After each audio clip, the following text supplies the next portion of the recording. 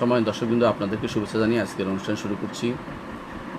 প্রিয় অনুষ্ঠান, আপনাদের প্রশ্নোত্তর পর্ব। প্রশ্নোত্তর পর্বে আজকে প্রথম প্রশ্ন হচ্ছে, যে কোনো একটি বিষয়ের জন্য কতবার ইস্তেখারা করা সুন্নাহ?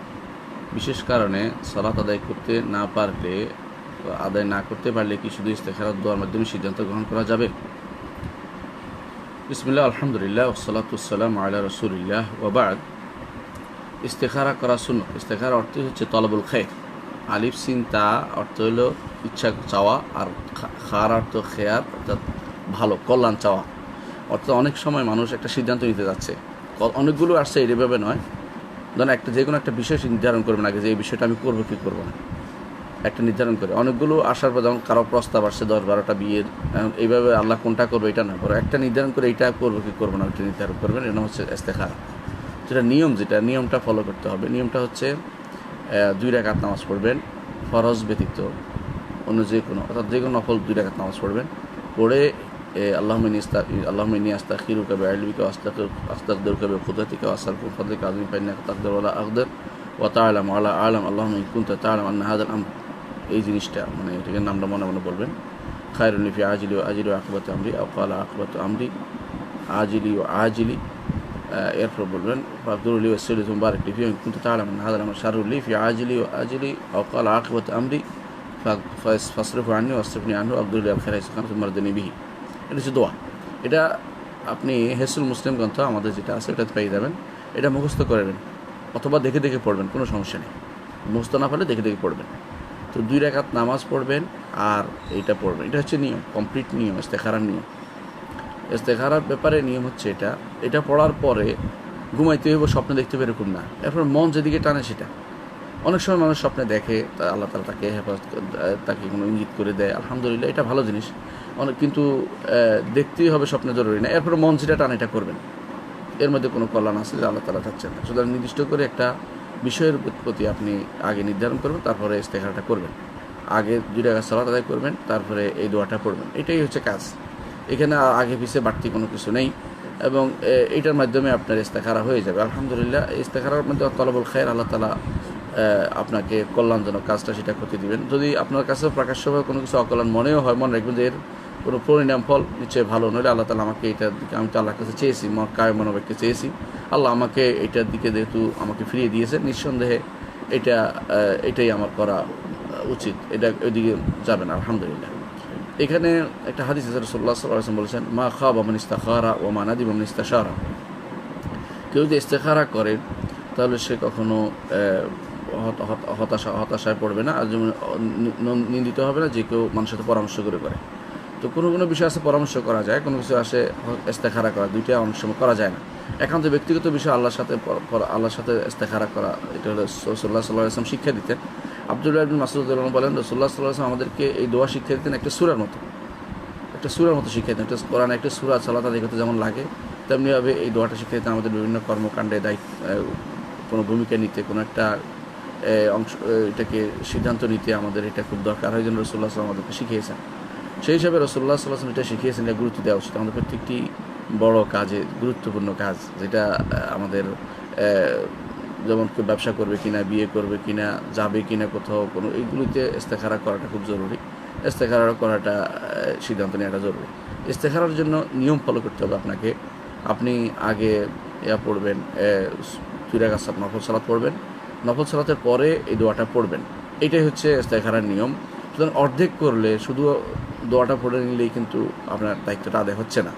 তারপরেও ইস্তেখারার দোয়াটা পড়া দরকার। তাতে করে আপনি হয়তো কোনো কারণে হয়তো পড়তে পারছেন না, কিন্তু সিদ্ধান্ত নিতে হচ্ছে, দোয়াটা পড়তে পারেন, কোনো সমস্যা নেই।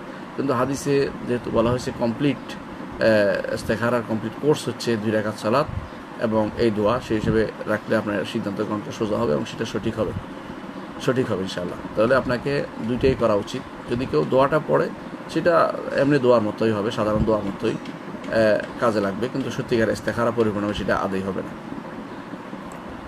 দ্বিতীয় প্রশ্ন হচ্ছে, জেনারেল লাইনে পড়ে কিভাবে ইসলামের দাড়ি হওয়া যায়? জেনারেল লাইনে পড়ে ইসলামের দাড়ি হওয়া যায় না এমন কথা আমরা কিন্তু বলি না। তবে এটাই সত্য যে ইসলাম সম্পর্কে জানতে হবে।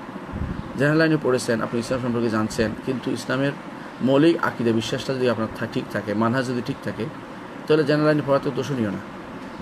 অনেক মানুষ জেনারেল লাইন পড়ে আগে দাওয়াত দিচ্ছে, কোনো সমস্যা হচ্ছে না, আলহামদুলিল্লাহ। দিনের দাওয়াত তো সবার জন্য উন্মুক্ত, উম্মতের প্রত্যেকটি ফর্দের জন্য যে যতটুকু জানে অতটুকু দাওয়াত দিতে হবে। একজন মানুষ সূরা ফাতিহা জানে একটুকু দাওয়াত দিবে, একজন মানুষ যেটুকু জানে এটুকু দাওয়াত দিবে। জেনারেল লাইনে পড়া মানুষও দাওয়াত দিতে পারে, দিনে দাঁড়ি হতে পারে। শর্ত হচ্ছে যে জিনিস সে জানে ওইটা দিবে, যেটা জানে না ওটা দিবে না। যেটা আলেমের কাছ থেকে শিখে নিতে আলেমের শিখে নিয়ে দাওয়াত দিবে, কোনো সমস্যা নেই। কিন্তু তিনি নিজে আবার ইস্তিহাদ করতে বসে যাবেন না। সমস্যা হচ্ছে এটাই। জেনারেল পড়ালেখা করছে, ডাক্তার হয়েছে, দেখা গেল তিনি এখন কোরআন হাদিস নিয়ে আলোচনা করতেছে এমনভাবে যেটা আমাদের সর্বসালীনের নীতির বিরুদ্ধ। ইনি এখন কোরআনে তাফসির করে অ্যাটম বোমা, মিসাইল এগুলি মারতেছে। আলম তারা কাইফা বুকাবে আসহাবিল ফিল, আপনি দেখেন না কীভাবে বোমা মারছে, বোমার বিমান থেকে, এই জাতীয় কথাবার্তা অনুবাদ। উনি নিজে এখন মুস্তাহিদ সেজে গেছেন, নিজে না বুঝতে পারেন কোরআন দিন সম্পর্কে কোনো অভিজ্ঞতা তো ওনার নাই, পূর্ববর্তীদের জ্ঞান মানে কিতাব পড়ার যোগ্যতা ওনার নাই, অথচ তিনি মুস্তাহিদ সেজে গেছেন। আবার দেখবেন উনি আবার হাদিস অস্বীকার করতেছেন, যেটা তার মনোভূত এটা মানে, যেটা মনোভূত এটা মানে না। আবার দেখবেন উনি আবার উসুল হাদিসকে উসুল তাফসিরকে নিজের মতো বানিয়ে নিচ্ছেন, উসুল হাদিসকে নিজের মতো বানিয়ে নিচ্ছেন। উনি আবার অস্বীকার করতেছেন যে শাফাত অস্বীকার করতেছেন, জাহান্নামে একবার গেলে আর কোনোদিন বের হবে না, এই জাতীয়। কারণ হচ্ছে এটাই, এই জাতীয় যতগুলো নাসিক মানসিক অস্বীকার করতেছেন কোরআন হাদিসের। এর অর্থ হচ্ছে ওনার নিজেকে এখন ধরাকে সরা জ্ঞান করে বসেছেন, যেটা জানছেন এটাকে যথেষ্ট মনে করে বসেছেন। এটাই হলো সমস্যা। জেনারেল লাইনে পড়ে কেউ যদি মনে করে যে আমি সব জেনে গেছি, আবার অনেক সময় দেখা যায় ওরাই আবার দুনিয়ার কাউকে আর আলেম মনে করতে চায় না। কেউ আর আলেম নেই, উনি একাই আলেম হয়ে গেছে। হয়তো তিনি নিজে কোনোদিন পড়ছে, মাদ্রাসা কোনো আরবি শিখছে, এতে মনে করে বড় কিছু হয়ে গেছে।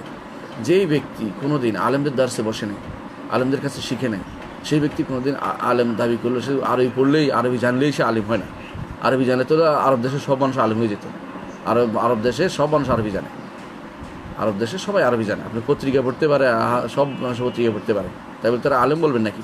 আলেমের আলাদা কিছু গুণ আছে। কোরআনে কারীম এবং রাসূলুল্লাহ সাল্লাল্লাহু আলাইহি ওয়াসাল্লাম হাদিসকে সলফে সালেহিনের বুঝ অনুসারে যারা বুঝবে তারা আলেম, এর বাইরে যারা বুঝবে তারা আলেম নয়, এরা জাহেল, এরা যে যত বড় পণ্ডিতই করুক না কেন। সুতরাং জেনারেল লাইনে পড়ে দাওয়াত দেওয়া যায়, শর্ত হচ্ছে এইটাই, নিজে আবার আলেম হয়ে না বসে যায়। এরকম যারা জেনারেল লাইনে পড়ে হঠাৎ করে আলেম হয়ে, তাদের মধ্যে কেউ কেউ মাহাদি দাবি করে বসে, এদের মধ্যে কেউ কেউ ঈসা দাবি করে বসে, এদের মধ্যে কেউ কেউ মুজতাহিদ হয়ে যায় নিজে নিজে, এদের মধ্যে কেউ কেউ বই লেখার জন্য পাগল হয়ে যায়, একটা বই লেখে ওইটা ছাপানোর জন্য চেষ্টা করতে থাকে। এরপর কেউ কেউ এমন অবস্থা আসে, একজন আমাকে ফোন করে বলতেছে আমি কোরআনের তাফসির লিখছি। আমি বললাম বাহ, ভালো কথা তো, কীরকম? বলে যে আমি যেখানে যেখানে বহু বচন পেয়েছি, আল্লাহ তাআলা বহু বচন ব্যবহার করে, সেখানে বলছে ফেরেশতারা বলছে, আর যেখানে আমরা এক বচন পাচ্ছি এটা আল্লাহ বলছে। নাউযুবিল্লাহ। এ নিশ্চয়ই জাহেলদের কাজ। জেনারেল লাইনে পড়ে ধীরে ধীরে তিনি পথভ্রষ্টতায় চলে গেছেন। এইদিকে যাওয়া যাবে না। জেনারেল লাইনে পড়ে তার লিমিটেশনটা বুঝতে হবে যে আমার কতটুকু আমার কত আল্লাহ সামর্থ্য দিয়েছে, কতটুকু করি, এর বাইরে না যাই। এই জন্য জেনারেল লাইনে পড়েই আপনি দাওয়াত ওইটা দেন, আলেমরা যা বলেছে তা প্রসার করুন। শেখ বিন বাজ রাহিমাহুল্লাহ যা যা বলেছেন সেগুলি প্রচার করুন। শেখ মোহাম্মদ সালেহ উথাইমিন যা বলেছে সেগুলো প্রচার করুন। শেখ আলবানী রহমতুল্লাহ আলী তিনি যা বলেছেন দেখুন, সেগুলো প্রচার করুন। দেশে আলেমদের আছে, ডক্টর মনজুর আলহী কী বলছেন সেটা প্রচার করুন, ডক্টর সাইফুল্লাহ কী আছে প্রচার করে দেন। কিন্তু জেনারেল লাইনে পড়ে আপনি নিজে আবার পণ্ডিত সাজেন না, এটাই সমস্যা। পণ্ডিত সাজে নিজে এমন একটা কথা বলবে যেটা কোথাও নেই। এমন অবস্থা আছে, কোনো ফতোয়া তিনি দেন যে ফতোয়া আলেমরা দেন না, যেই ফতোয়া হয়তো আলেমরা বলছেন যে ফতোয়া দেওয়া যাবে না, সেটাই দিয়ে বসছেন। এটা হচ্ছে জেনারেল লাইনের পড়ার একটা সমস্যা। কারণ তারা দিনের ভেতরে গভীরতা থাকে না, নিজেরা অল্প কিছু জেনেই তারা মনে করে অনেক বড় আলেম হয়ে গেছে, এবং তারা নিজেরা এলেমের লেবাস পরে বসে যায়। এটা হলো সমস্যা। কিন্তু আলহামদুলিল্লাহ জেনারেল লাইনের পরে অনেক ভাই ভালো কাজ করতেছেন। আলেমদের দার্সগুলো যদি কোনো তা দিতে পারেন, নিজেরা ওগুলো শুনে যদি কোনো সেই কথাটাই প্রচার করেন, অথবা কোরআন কারীমের যে অংশ তিনি বুঝেন সেটা বলবেন, হাদিসের যে অর্থটা তিনি বুঝেন সেটা বলবেন, সার্বজনীন যে সমস্ত জিনিসগুলো সেগুলো তিনি প্রচার করেন না, অসুবিধা কী? তাওহীদের কথাটি প্রচার করেন। তাওহীদ কথা সহজ, কঠিন কিছু না। তাওহীদ কি আল্লাহ সম্পর্কে জানা, এটা আপনি আলহামদুলিল্লাহ এখন আপনি ঘুরিয়ে পাবেন। আলহামদুলিল্লাহ অনেকেই নিয়ে আলোচনা করেছে, সেগুলি আপনি পড়েন, শোনেন, সেগুলি শুনে আপনি সেটাই শুধু বলেন। এই দাওয়াত তো বড় দাওয়াত, নবীদের দাওয়াত, এটা তো জেনারেল লাইনে দিতে কোনো অসুবিধা নেই। কিন্তু আপনি ছোটোখাটো মাসালা দিয়ে, ছোটোখাটো এমন মশলা দিবেন যে মশলার মধ্যে মধ্যে মতভেদ আছে, আপনি একটা মশলা দিয়ে মানুষের ফেতনায় ফেলে দিবেন, এটা না দেন, এটাতে না চান আপনি। এটা আলেমদের জন্য রেখে দেন, যেন আলেমরা এটা যারা এটা বলতে পারবে, যারা এটাকে সামাল দিতেও পারবে। আপনি বলে সামালও দিতে পারবেন না। আপনি মসজিদে যাই একটা মশলা দিয়ে দিলেন, আর হুজুরের সাথে লেগে গেলেন, মসজিদের ইমামের সাথে ঝগড়া লেগে গেলেন, আপনি এটার পরবর্তী উত্তর দিতে পারবেন না। ইমাম একটা প্রশ্ন করলে এরপর হুজুরের কাছে, হুজুর আমি তো এটা বলে ফেলছি, আপনি এবার আমার কাছে প্রশ্ন করেন, অমুক কাছে প্রশ্ন করেন, হুজুর এটা বলছে, উত্তরটা দেন, আপনি আসেন মোনাজারা করেন। আমরা কি পাগল পাইছেন নাকি? আমরা ওখানে কেন যাবো? আপনি কেন বেদার লাগিয়ে দিলেন একটা? আপনি নিজে তো জানেন না, আপনি যেটা জানেন আমল করেন, আপনি যেটা জানেন সব প্রকৃত অবস্থা সেটা বলেন। যে জিনিস আপনি জানেন না, যেটা আগাগোড়া জানেন না, যেটার কোনো প্রশ্ন উত্তর দিলে জিজ্ঞাসা করলে বলতে পারবেন না, সেই জিনিস আপনি ফতোয়া দেবেন করতে যান কেন?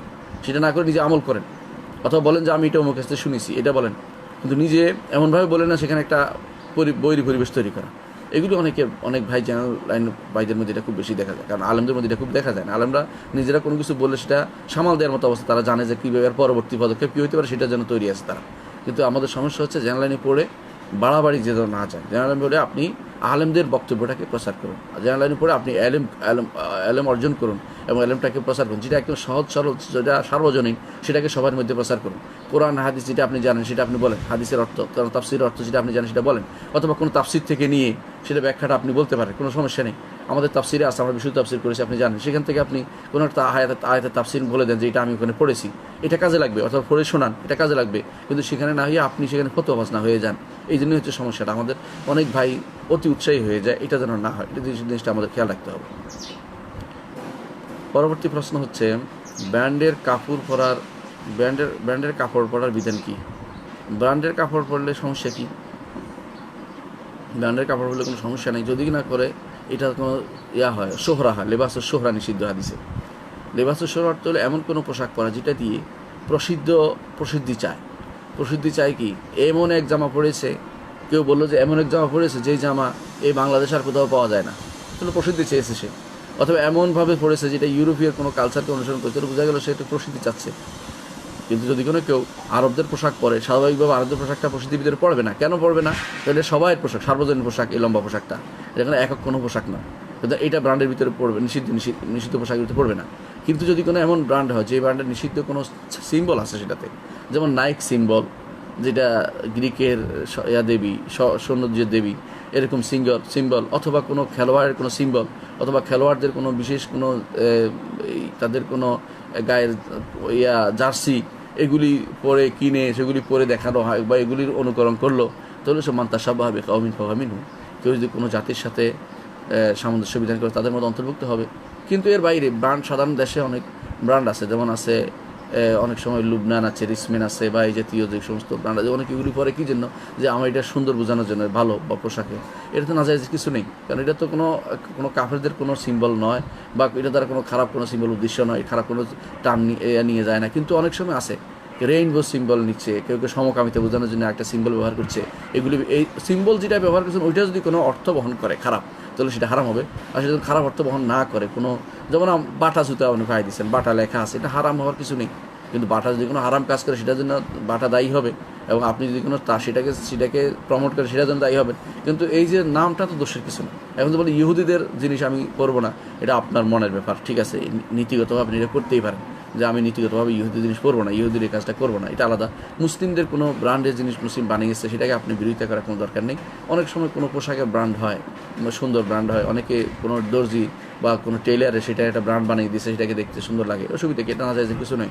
কিন্তু নাজায়েজ ওইটাই যদি এটার কোনো খারাপ অর্থ বহন করে, অথবা এটার কোনো বিশেষ ইঙ্গিত আছে যে মানুষ হারাম থেকে দূরে সরে যাবে, সেটা হারাল থেকে দূরে সরে যাবে, হারামের দিকে চলে যাবে, তাহলে সেটাতে আপনাকে অবশ্যই সেটা পরিত্যাগ করতে হবে। নাহলে আমি ব্র্যান্ডের জিনিস ব্যবহারতে নিষেধ নেই, আলহামদুলিল্লাহ।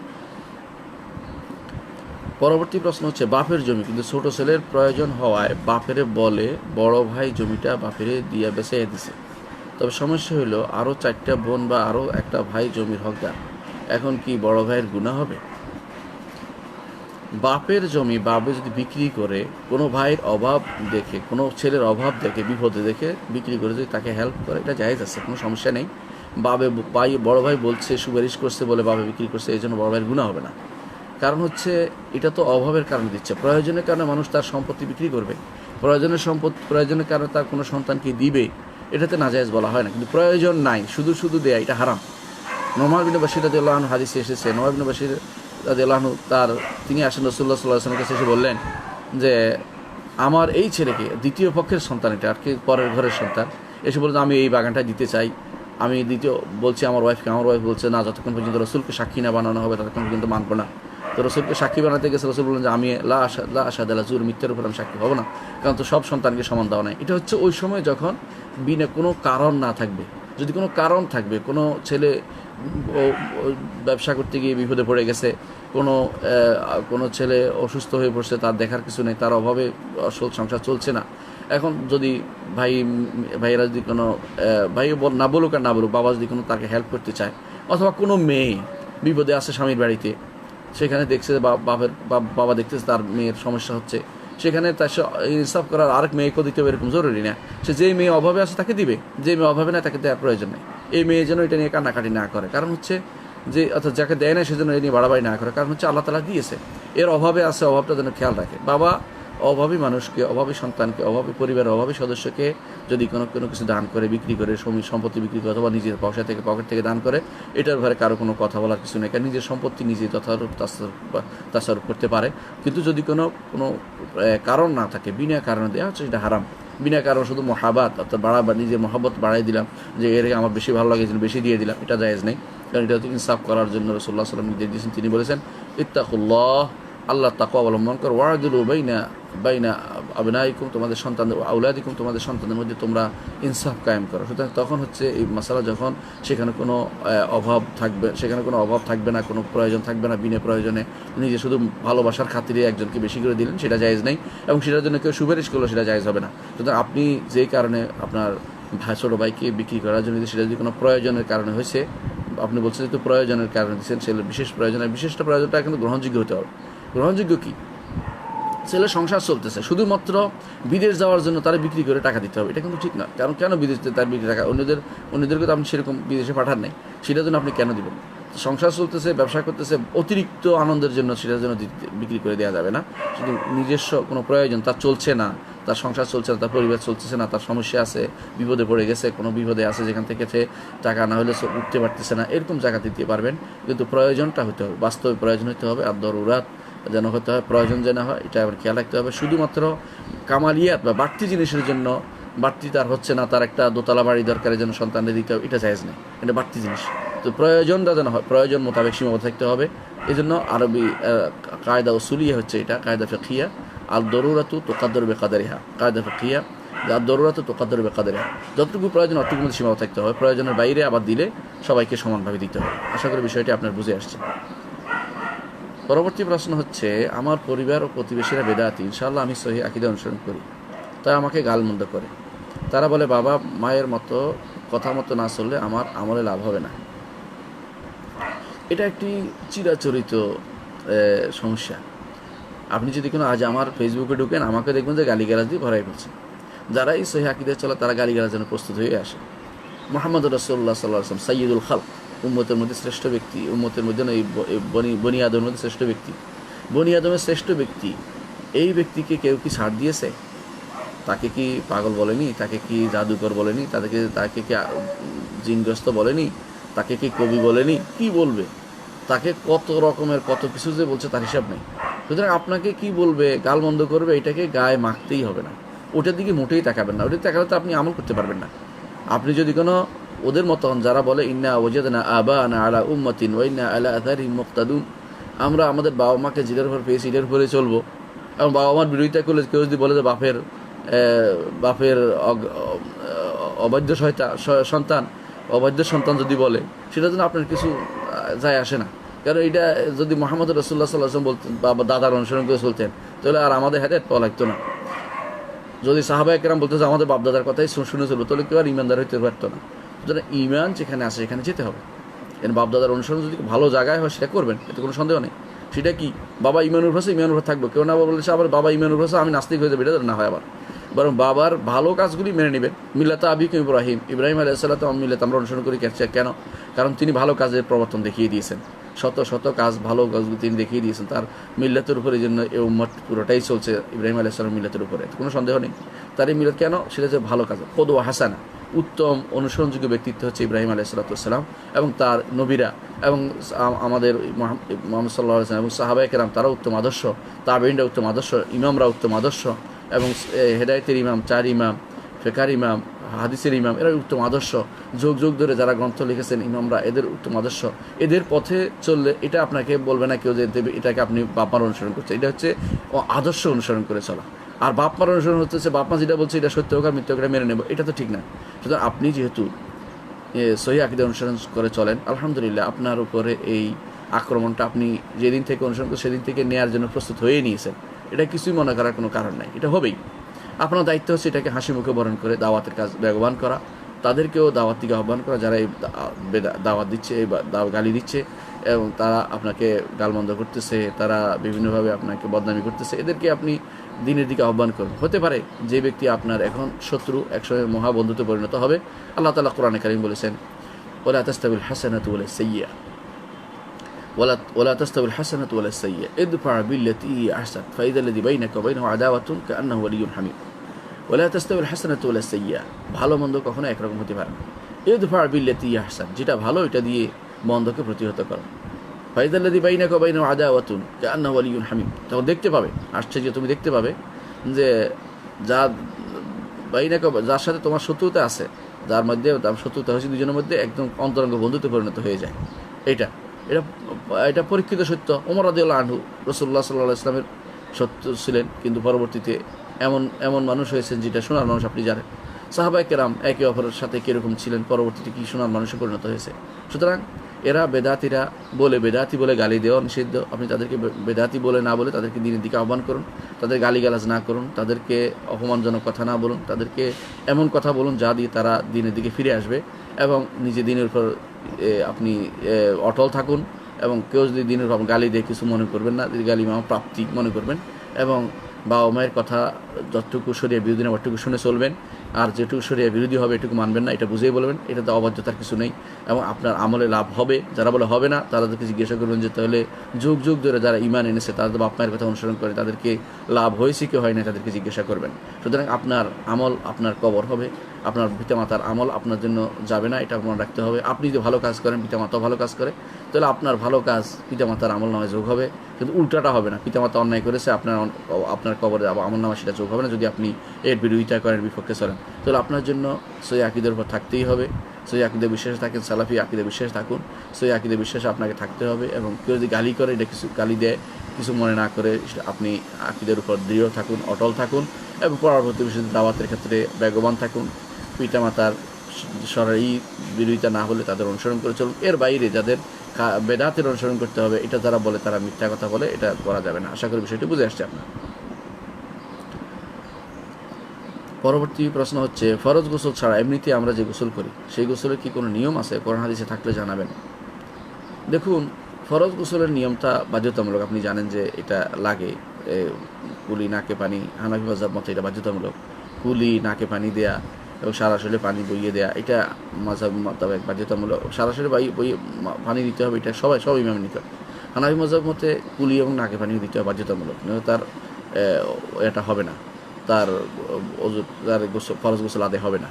আবার অন্য ইমামরা বলেছেন যেহেতু এটা বাইরের অংশ, এখানে অর্থাৎ যেহেতু নাকে বাইরের অংশ এবং কুলিও বাইরের অংশ, সুতরাং এখানেও কুলি করা নাকে পড়াটা জরুরি, তবে এটা আলাদা কোনো রোকন হিসেবে তারা বলে না। তো তারপরেও গোসলের জন্য এটা কিন্তু গুরুত্বপূর্ণ জিনিস। যে মূল কথা হচ্ছে এটা হচ্ছে গোসলের জন্য যদি কেউ গোসল করে এবং সারা শরীরে পানি বইয়ে দেয়, সেটা একটা তার গোসল আদায় হয়ে যাবে অধিকাংশ আলেমের মতে। হানাফি মাযহাব মতে তাকে নাকে পানি এবং কুলি করতে হবে এবং তার নিয়তের ব্যাপারটা খুবই জরুরি। অন্যান্য ইমামদের মতে হানাফি মাযহাব এটা নিয়তটা জরুরি না। তবে ফরজ গোসলের নিয়ম হচ্ছে আগে সুন্নাহ মোতাবেক পরিপূর্ণ অজু করে নেয়া এবং পাটা পরে ধোয়া, সব কিছু নিয়ম শৃঙ্খলা মতো সুন্দর মতো অজু করে নেয়া, যার মাধ্যমে নাকে পানি কুলি আপনার তিনবার করে ধোয়া, সম্পূর্ণরূপে সুন্দর অজু করে নেয়া, তারপরে সারা শরীরে পানি বইয়ে দেয়া, এটা হচ্ছে সুন্নাত ফরজ গোসলের। ঠিক নফল গোসল, যে কোনো গোসলের জন্যই নিয়ম হচ্ছে এটাই। হঠাৎ করে ডুব না দিয়ে আপনাকে ঠিক আগে নাকে পানি কুলি দিয়ে তারপরে নাকে পানি কুলি দিয়ে তারপরে আপনি অজুটা কমপ্লিট করে তারপরে গোসল করেন। এটা হচ্ছে সব সময়ের জন্য এটা কিন্তু একটা সুন্নত তরিকা পদ্ধতি। এটাই স্বাভাবিক নিয়ম ছিল। রাসূলুল্লাহ সাল্লাল্লাহু আলাইহি ওয়াসাল্লাম যখন গোসল করতেন, ফরজ গোসলের কথা আসছে, নফলের কথা আলাদা আসে নাই। এর অর্থ হচ্ছে একই নিয়মেই দুইটাই হবে। যদি কেউ ফরজটা মেনে নেন, নফলটা এভাবে করাটা উত্তম। বর্তমানে আলহামদুলিল্লাহ অধিকাংশ পরীক্ষায় দেখা গেছে কেউ যদি কোনো গোসলের আগে এগুলি করেন, তার স্বাস্থ্যটা ভালো থাকে। হঠাৎ করে পানিতে পড়াচ্ছে, হঠাৎ করে লাফ দিয়ে পড়াচ্ছে, তাকে আগে স্বাভাবিকভাবে পানি লাগিয়ে তাকে মুখে এবং মাথায় বা হাতে পানি লাগানো, সেটা একটা স্বাভাবিক অবস্থা তৈরি হয় এবং তারপর গোসল করলে সেটা স্বাস্থ্যের জন্য উপকারী। সুতরাং নির্দিষ্ট কোনো নিয়ম যেহেতু বাধ্যবাধকতা নেই, আপনি এই নিয়মে অর্থাৎ যে ফরজ গোসলের নিয়মে যদি গোসলটা করেন সেটা হবে উত্তম। তবে সরাসরি কোনো কোরআন হাদিসের নস আসে নাই যে সব গোসলের জন্য আপনাকে এই নিয়ম ফলো করতে হবে, এটা কোনো নিয়ম আসে নাই। অন্য নফল গোসলের জন্য আপনাকে ডুব দিয়ে পড়ে গেলেই হবে, লাভ দিয়ে পড়ে ডুব দিয়ে দিয়েছেন তাও হয়ে যাবে, গোসল হয়ে যাবে, কোনো সমস্যা নেই। এটা হচ্ছে একটা নফল জিনিস, এটা আপনি না করলেও গুনাহ নেই। আর নফল সমস্ত জায়গাতে গোসল করার বিধান আছে, যেমন জুমার জন্য অথবা ঈদের জন্য, অথবা শরীরে ঘর্মাক্ত হয়ে গেলে সে সময়ে যদি আপনি গোসল করেন তো আপনাকে নিয়ম ফলো করে করাটা ভালো। নিয়ম না করে আপনি গোসল করলে আপনার গোসল আদায় হয়ে যাবে। সুনির্দিষ্ট কোনো দলিল এখানে নেই যে এগুলি পালন করতে হবে, কোনো দলিল পাওয়া যায় না। পরবর্তী প্রশ্ন হচ্ছে, মদিনায় হাদিস তাফসির ফিকহ অধ্যয়নের কোনো প্রতিষ্ঠান থাকলে বলবেন। মদিনায় আলহামদুলিল্লাহ হাদিস তাফসির ফিকহ অধ্যয়নের প্রতিষ্ঠান তো অভাব নেই। মদিনা ইউনিভার্সিটি আছে, মদিনা তয়বা ইউনিভার্সিটি আছে, বিভিন্ন ইউনিভার্সিটি আছে মদিনাতে আলহামদুলিল্লাহ। আল ইমামের শাখা আছে মদিনাতে, কুলিয়াতে দাওয়া নামে একটা আছে, সেখানে পড়তে পারেন। আর যদি কোনো কেউ এখানে ভর্তি না হতে পারেন কিন্তু একামা আছে, তাহলে আপনি একামা দিয়ে আপনি মসজিদ নববীতে ভর্তি হতে পারেন। মসজিদ নববীতে একটা মাহাদ আছে, ইনস্টিটিউট আছে, যেখানে কোরআন হাদিস তাফসির সবগুলি পড়ানো হয় আলহামদুলিল্লাহ। সেখানে পড়ে অনেক বড় আলেম হচ্ছে, অনেকেই মসজিদ নবীর 10টাকে বেশি গুরুত্ব দেয়। আর এর বাইরে যদি কোনো বলেন যে আমি এভাবে দার্সি বই পড়তেছি না, আলেমদের কাছে পড়তে চাই, তাহলে আপনি মদিনায় প্রতিদিন সন্ধ্যাতে শুরু করে সকাল পর্যন্ত দেখবেন যে অনবরত দর্স হচ্ছে, কোনো না কোনো দর্শে আপনি শিখতে পারেন, কোনো সমস্যা নেই। আর যদি এইটা চাচ্ছেন না, যদি আপনি অনলাইন চাচ্ছেন, তাহলে আপনি অনলাইনে আলহামদুলিল্লাহ এখন অনেক মদিনার দার্স হচ্ছে যেগুলো অনলাইনে দেয়া হচ্ছে। আপনি অনলাইনে কারো ছাত্র হতে পারেন, পড়তে পারেন, কোনো সমস্যা নেই।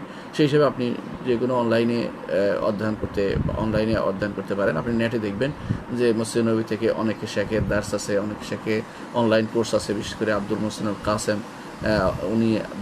উনি কিন্তু অনলাইনে অনবরত দার্স দিয়ে যাচ্ছেন, মুখস্থ করানোর জন্য ব্যবস্থা নিচ্ছেন। ওয়াহিয়াইন আছে, কোরআন সুন্নাহ মুখস্থ করার একটা আবার আলাদা ওয়েবসাইট আছে, সেখানে আবার পড়তে পারেন। আলহামদুলিল্লাহ কেউ পড়তে চাইলে বর্তমানে আলহামদুলিল্লাহ এত ওয়েবসাইট হয়েছে, এত শেখরা বসেছে ওয়েবসাইটে এবং তারা পড়ানোর জন্য বসে আছে। আপনার দরকার শুধু সদিচ্ছাটা হলে, আপনি যদি পড়তে চান, সার্টিফিকেট উদ্দেশ্য না হয়, তাহলে অনেক কিছু শিখতে পারবেন আলহামদুলিল্লাহ। তো আমার মনে হয় এটা পড়া যায়। আর যদি বলেন যে আমি বাংলায় শিখবো, বাংলা ভাষায়, আলহামদুলিল্লাহ মসজিদ নবীতে এখন বাংলায় দার্স হয় এবং মসজিদ নবীতে প্রতি জুমার খুতবাগুলি বাংলা অনুবাদ হয়। নামাজের পরে তারা বসে একখানে জুমার খুতবাগুলি বাংলায় অনুবাদ করে শোনায় এবং সেটা সারা বিশ্বে প্রচার প্রসার হচ্ছে। তাহলে আপনি মদিনায় বসে হাদিস তাফসির ফিকহ অধ্যয়নের এতগুলো সুযোগ থাকলে আপনি এগুলির মাধ্যমে আপনি দিন শিখতে পারেন। কোনো গোপনীয় কোনো বৈঠকে বসে আপনি দিন শিখতে পারবেন না। এগুলি হচ্ছে ভণ্ডামি ছাড়া কিছুই না। এগুলি কিছু মানুষ নিজেরা বসে কোনো কিছু শিখায়, এগুলি কোনো কাজ না। দিনই আলেমের কাছে শিখতে হবে আপনাকে। কোনো আলেম যদি আপনাকে শিখায় তার কাছে শিখেন। আলহামদুলিল্লাহ মদিনাতেও সেরকম আলেম পাবেন, আপনি তাদের কাছে বসে আপনি দিন শিখার অনেক চেষ্টা করতে পারবেন। এটাই বোধহয় আপনার প্রশ্ন ছিল। তো এই প্রশ্ন তো আশা করি আপনি পেয়েছেন। পরবর্তী প্রশ্ন হচ্ছে, এই বোন প্রায় 30 বছর আগে ব্যাংকে 40,000 টাকা রেখেছিলেন, এখন যে টাকা বেড়েছে এই টাকা এখন কি করবেন? এই বোনের 3টা মেয়ে, ছেলে নাই, স্বামীরও কোনো ইনকাম নাই, সবার সাহায্যে কোনো মতে চলে সংসার।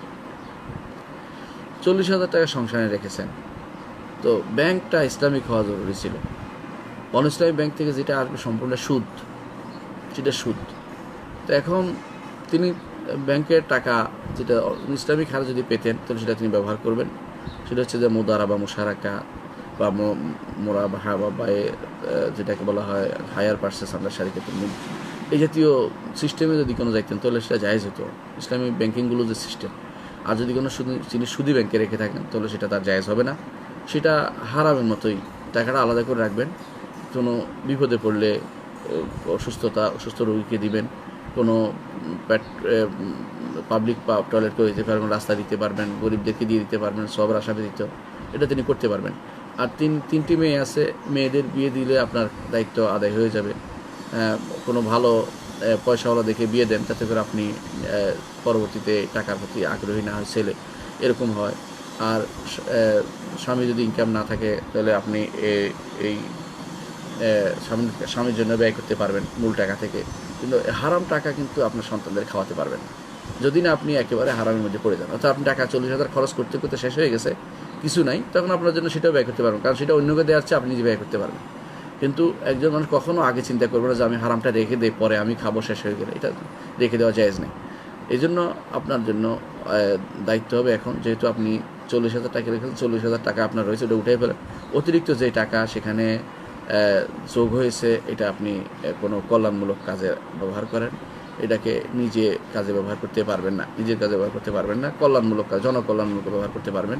এমন যদি হয় যে ছেলেরা খাইতে পারতেছে না, মেয়েরা খাইতে পারতেছে না, অর্থাৎ তো ছেলে নেই, আপনার মেয়েরা খেতে পারছে না বলছেন, তখন আপনি তাদেরকেও দিতে পারবেন, স্বামীকেও দিতে পারবেন। এই অবস্থায় গেলে, এই অবস্থায় চলে গেলে, কিন্তু যতদিন পর্যন্ত 40,000 টাকা আপনার আছে সেই পর্যন্ত আপনার এই টাকা নেই, অর্থাৎ টাকা যেহেতু আছে, হারাম টাকা খরচ করতে পারবেন না। অর্থাৎ যতক্ষণ পর্যন্ত আপনি অভাবে একেবারে নিঃশেষ না হয়ে যাবেন, ততক্ষণ পর্যন্ত আপনি অন্য হারাম টাকা ব্যয় করতে পারবেন না। সুতরাং আপনাকে মনে রাখতে হবে যে হারাম অগ্রিম নির্ধারণ করা যায় না, যে হারাম টাকাটা আমি ভালো টাকা শেষ হলে হারাম টাকা খাবো, এরকম সিদ্ধান্ত নির্ধারণ করা যায় না। আপনাকে আগে থেকে এটাকে সম্পূর্ণরূপে দায়িত্বমুক্ত করতে হবে, এটাকে দান করে দিতে হবে এমন জায়গায় যেখানে জনকল্যাণমূলক জায়গায়, অথবা এমন জায়গা দিতে পারবেন সেখানে কোনো সওয়াবের আশা করতে পারবেন না, অর্থাৎ হারামের টাকাটা যেখানে হারাম টাকা দেওয়া যায় না এমন জায়গা দিতে পারবেন না। যেমন মসজিদ বানিয়ে দিতে পারবেন না, কিন্তু কোনো মাদ্রাসা দিতে পারবেন, কোনো প্রতিষ্ঠান দিতে পারবেন, কোনো কেউ যিনি বই বের করবে আপনি জানেন তাকে সহযোগিতা করতে পারবেন, কেউ পড়ালেখা করতে পারতেছেন তাকে পড়ালেখা করতে দিতে পারবেন, সেই জায়গা দিতে পারবেন হারাম টাকা। কিন্তু হারাম টাকা কোনো মসজিদে দেওয়া যায় না। এই জন্য কারণ মসজিদগুলো ইন্নাল্লাহ তাইয়্যিবুন লা ইয়াকবালু ইল্লা তাইয়্যিবান, মসজিদগুলো আল্লাহর ঘর শুধুমাত্র পবিত্র টাকা দিয়ে করতে হয়। এই জন্য কুরাইশরাও যখন তারা কাবাঘর বানিয়েছিল, তাদের পয়সার অভাব হয়েছিল, তখন তারা একটা অংশ খালি রেখেছিল, কিন্তু তারা হারাম টাকা দিয়ে তারা কাবাঘর বানায়নি। এর অর্থ হচ্ছে আপনি এটা যুগ যুগ ধরে চলে আসছে হারাম টাকা দিয়ে না বানানো। এখন প্রশ্ন হচ্ছে হারাম টাকা আমরা অনেক সময় বিদেশি কোনো ফান্ডে কেউ করে দেয়, আমরা জানি না হারাম কি হালাল, ওইটা আপনার জানার দরকারও নেই। যেটা আপনাকে দিয়েছে এটা দিয়ে আপনি মসজিদ করতে পারবেন, কারণ আপনার হাত বদলের কারণে সেটা হালাল, আপনার পক্ষে হালাল হয়ে গেছে। কিন্তু আপনি জেনে শুনে হারামটা মসজিদে দিতে পারবেন না, জেনে শুনে হারামটা মসজিদে দিতে পারবেন না। আশা করি আপনার বিষয়টা বুঝে আসছে। পরবর্তী প্রশ্ন হচ্ছে, আসসালামু আলাইকুম। ওয়ালাইকুম আসসালাম। আমার পিতা মারা গেছেন 2 বছর আগে, আমি তার জন্য প্রতিদিন নফল নামাজ পড়ি, সেই সাথে আমি আমার মার জন্য 2 রাকাত নফল নামাজ পড়ি, এগুলো কি আমি এক প্রকার মানত করেছি যে প্রতিদিনে পড়বই? এখন আমার এই কাজে কোনো ভুল আছে কি? দেখুন, আপনি সালাত আদায় করবেন আল্লাহর জন্য, এটা আপনাকে খেয়াল রাখতে হবে যে আল্লাহর জন্য, আল্লাহকে খুশি করে সালাত আদায় করছি। নিয়ম হচ্ছে কেউ সালাত পড়ে কাউকে দিতে পারে না, এটা নিয়ম নয়। নিয়ম হচ্ছে সালাত, এটা ওইরকম নয়, টাকা পয়সার বিষয়টা আলাদা। অর্থাৎ এবাদত 2 রকম, একটা হচ্ছে সম্পদের আবাদত, একটা হচ্ছে দৈহিক আবাদত। দৈহিক আবাদত কেউ আর জন্য করতে পারে না, করতে পারে সম্পদের আবাদত। ধরেন আপনি সম্পদ আছে, আপনি করতে পারেন না, আপনি বাবা করতে পারেন, আপনি বাবার সম্পদটা দিলেন, করতে পারেন। বাবার জন্য হজ করলেন, বাবার জন্য উমরা করলেন, এটা করতে পারবেন। কিন্তু দৈহিক আবাদত যেগুলো আছে, কেউ কারোর জন্য সওম পালন করতে পারে না, কেউ কারোর জন্য সালাত আদায় করতে পারে না। ধরেন আপনার এটা ভুলে হয়েছে, এইভাবে না পড়ে তবে আপনি সালাত আদায় করতে পারবেন। প্রতিদিনই আপনি 2 রাকাত সালাত আদায় করে বাবার জন্য ওসিলা দিয়ে দোয়া করতে পারবেন, এটা হচ্ছে নিয়ম। অর্থাৎ সালাতটা আপনি পড়বেন আল্লাহর জন্য, খুশি করার জন্য আল্লাহকে, এরপরে এর ওসিলা দিয়ে দোয়া করবেন। 2 রাকাত আপনি আলাদা করে পড়েন, কোনো সমস্যা নেই, যে এর ওসিলা দিয়ে দোয়া করবো আমার বাবার জন্য, মায়ের জন্য, এতে কোনো সমস্যা নেই। সুতরাং নিয়মটা আপনার এই পদ্ধতিটা ঠিক হচ্ছে না। আর যেহেতু মানতও ঠিক নয়, মানত করে আপনি বিপদে পড়বেন যে প্রতিদিন 2 রাকাত করে বাবার জন্য, 2 রাকাত মায়ের জন্য পড়বো, এই জাতীয় মানত করাটাও ঠিক না। মানত তো হবে এই জন্য যে আপনি পড়ে দোয়া করবেন। হ্যাঁ, এই জন্য মানত করলে কিন্তু পূরণ করতে হবে। প্রথমে মানত করাতে রাসূলুল্লাহ নিষেধ করেছেন। রাসূল বলেছেন, আন্নাযুরু লা ইয়াতি বিখাইর, মানত কোন কল্যাণ নিয়ে আসে না। ওয়াইন্নামা ইস্তাখরাজু বিহি মিন মালিল বখিল, বখিলের সম্পদ থেকে কিছু বের করার জন্য মানত ব্যবহার করা হয়। কারণ সে এমনি দিবে না, এই জন্য বলে যে আমি আল্লাহ, তুমি আমার মাকে ক্ষমা করে দিলে আমি তোমার, এটা দ্বিতীয়। আর এমনি সাধারণ মানত আছে, সাধারণ মানত বিনা কারণে করা নিষেধ। বরং কারণ যদি হয় আমি আল্লাহর জন্য এটা দান করবো, মানত করি, এটা ওয়াদার মতো, এটা জায়েজ আছে, সমস্যা নেই। তো আপনি বাবার জন্য 2 রাকাত নামাজ পড়েন, এটা না করে বলেন আল্লাহর জন্য 2 রাকাত নামাজ পড়ি, মায়ের আরও 2 রাকাত নামাজ পড়ি আল্লাহর জন্য। প্রতি 2 রাকাতে পরে আপনার বাবার জন্য এটা দিয়ে দোয়া করুন, এর ওসিলা দিয়ে আল্লাহ নেক কাজ করেছি, আল্লাহ নেক কাজের ওসিলা দিয়ে দোয়া করছি, আপনি তোমাকে তৌফিক দিয়েছেন নেক কাজটা করার, এর ওসিলা দিয়ে দোয়া করছি, আপনি কবুল করুন, আমার বাবাকে জান্নাত নসিব করুন, ক্ষমা করে দিন। অনুরূপভাবে মার জন্য এরকমভাবে দোয়া করেন, এটা হচ্ছে নিয়ম, সাদা এই নিয়ম। আপনি মায়ের জন্য 2 রাকাত, বাবার জন্য 2 রাকাত, এটা নয়। একজন আরেকজনের ইবাদত করতে পারে না। ইবাদতে যেটা বিশেষ করে বাদানিয়া, শারীরিক ইবাদত একজন আরেকজনের জন্য করতে পারে না, বরং মালি ইবাদত করা যায়, যে ইবাদতটা অর্থ ব্যয়ের মাধ্যমে, এটা একজন আরেকজনের করা যায় এবং দোয়াটা করা যায়। এই জন্য আমরা জানাজার সালাত আদায় করি। কিন্তু আরেকজনের সালাত পড়ে দেয় না, ধরেন আপনার বাবা সালাত পড়ে না বলে আমি কয়েকজন মিলে পড়ে দিলাম, এটা হবে না, এটা হবে না। অথবা আপনার বাবা সওম পালন করে না, আপনি সওম পালন করে দেবেন, এটা হবে না। বরং কাফারা দিতে পারেন যদি কোনো তিনি অপারগ থেকে থাকেন। আর অপারগ না থেকে যদি কোনো তিনি পারঙ্গম ছিলেন, সালাত সওম পালন করেন নাই, আপনি কিন্তু কাফারও দিতে পারবেন না, তার গুনাহ নিয়ে তিনি কবরে গেছেন। সুতরাং হ্যাঁ, কিন্তু যদি তার আপনার বাবার মান্যত থাকে বা আপনার ভাইয়ের মান্যত থাকে, এমনি না মানত পূরণ না করে চলে গেছে, সেটা আপনি দিতে পারবেন, কারণ এটা মান্যতটা তখন টাকার পর্যায়ে চলে যায়, এই জন্য সেটা দিতে পারবে, একজন আদায় করতে পারবে, হাদিসে আছে। তাহলে বোঝা গেল যে আপনি আর্থিক বা আর্থিক জিনিসগুলো আপনি একে অপর থেকে দিতে পারবেন, অর্থাৎ বাবা মায়ের পক্ষ থেকে দান করতে পারবেন, বাবার পক্ষ থেকে আপনি উমরা করতে পারবেন, হজ করতে পারবেন। কিন্তু বাবা মার পক্ষ থেকে সালাত নেই। সালাত হচ্ছে আপনি এমনি 2 রাকাত আল্লাহর জন্য, সাথে এর ওসিলা দিয়ে দোয়া করবেন, আল্লাহ আমার বাবাকে ক্ষমা করে দাও, আমার মাকে ক্ষমা করে দাও, এইভাবে করেন। এইভাবে করলে এটা সুন্নাহ মোতাবেক হবে। আশা করি আপনি বিষয়টি বুঝতে পারছেন।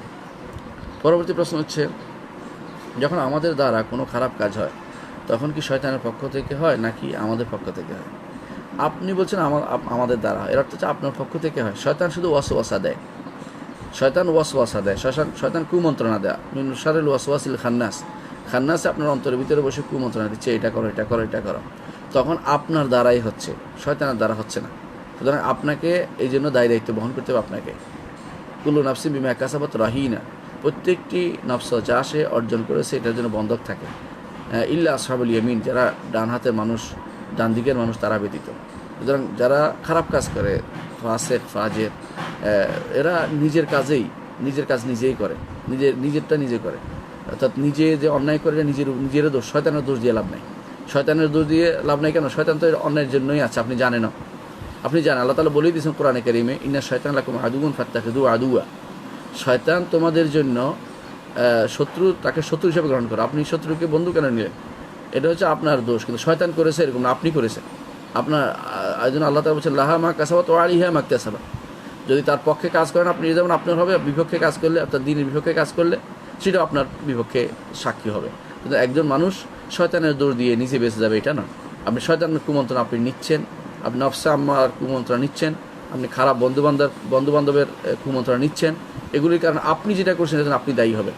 এই জন্য হাসরের দিন বলবে যে ব্যক্তি, রব্বানা আরিনাল্লাযীনা আদাল্লানা মিনাল জিন্নি ওয়াল ইনসি নাজআলহুমা তাহতা আকদামিনা, যে জাহান্নামে যাওয়ার পরে বলবে আল্লাহ দেখিয়ে দিন জিন এবং মানুষের মধ্যে, জিন বন্ধু, মানব বন্ধু এরা ছিল আমার, এদেরকে দেন, এদেরকে আমি আমার পায়ের নিচে রাখবো, অর্থাৎ জাহান্নামে মাটির পানির আগুনের নিচে রাখবো, যাতে করে বেশি বেশি করে আমার নিচে তাকে কষ্ট দিবে।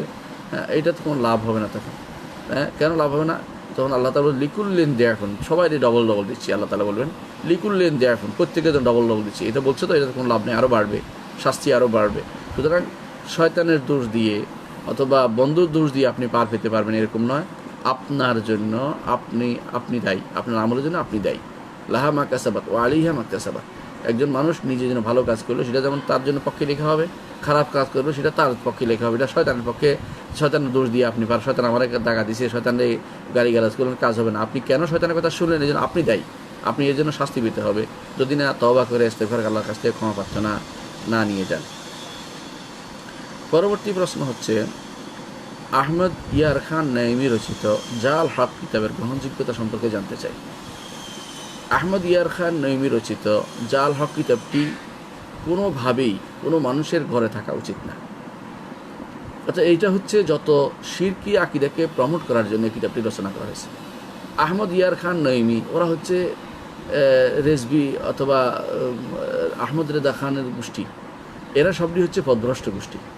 এরা হচ্ছে এমন গোষ্ঠী যারা সহি আকিদাকে দুর্বল বানাবে, দুর্বল আকিদাকে সহি বানাবে। ওদের কাজে এটা, ওদের কাজে হচ্ছে অলিরা গায়েব জানে, নবীরা গায়েব জানে, ওদের কাজে হচ্ছে অলিরা সব কিছু করতে পারে, ওদের কাজে হচ্ছে এই জাতীয় আকিদা বিশ্বাস তৈরি করা, ওদের কাজে হচ্ছে কবর পূজা তৈরি করা, ওদের কাছে কবর মাজার তৈরি করা, ওদের কাজে হচ্ছে মাথার মধ্যে এই লাল শালু বাঁধা অথবা সবুজ কাতা নোড়ান, ওদের কাজে হচ্ছে এটা।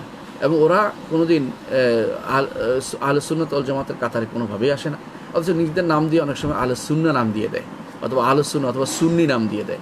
এরা সবই হচ্ছে সুন্নাহ থেকে অনেক দূরের মানুষ, আকীদা থেকে দূরের মানুষ। এরা সবচেয়ে বেশি বেদাতি গোষ্ঠী হচ্ছে বাংলাদেশ, ভারত, পাকিস্তানে এদের সংখ্যা সবচেয়ে বেশি। এবং এদের অনেক সময় এদের প্রভাব এত বেশি হয় যে রাষ্ট্রযন্ত্র বা সরকার পর্যন্ত ওদের কথা অনুসারে উঠে বসে। কেন? এরা সংখ্যায় বেশি, এরা সংখ্যায় বেশি দিয়ে কিন্তু হেদায়েত পরিমাপ করা যায় না, প্যারামিটার নয়। হেদায়েতের পরিমাপ হচ্ছে, আল্লাহ বলছে কালিলুম মিন ইবাদিয়াশ শাকুর, আমার শুকরগুজার বান্দারা খুব কমই হয়ে থাকে। এই জন্য আহমদ ইয়ার খান নাইমি রচিত জাল হক কিতাবটি কোনোভাবেই পড়া যাবে না। নিষিদ্ধ বইয়ের মধ্যে একটি বই হবে জাল হক, এই বইটি নিষিদ্ধ বইয়ের মধ্যে একটি। যেমনিভাবে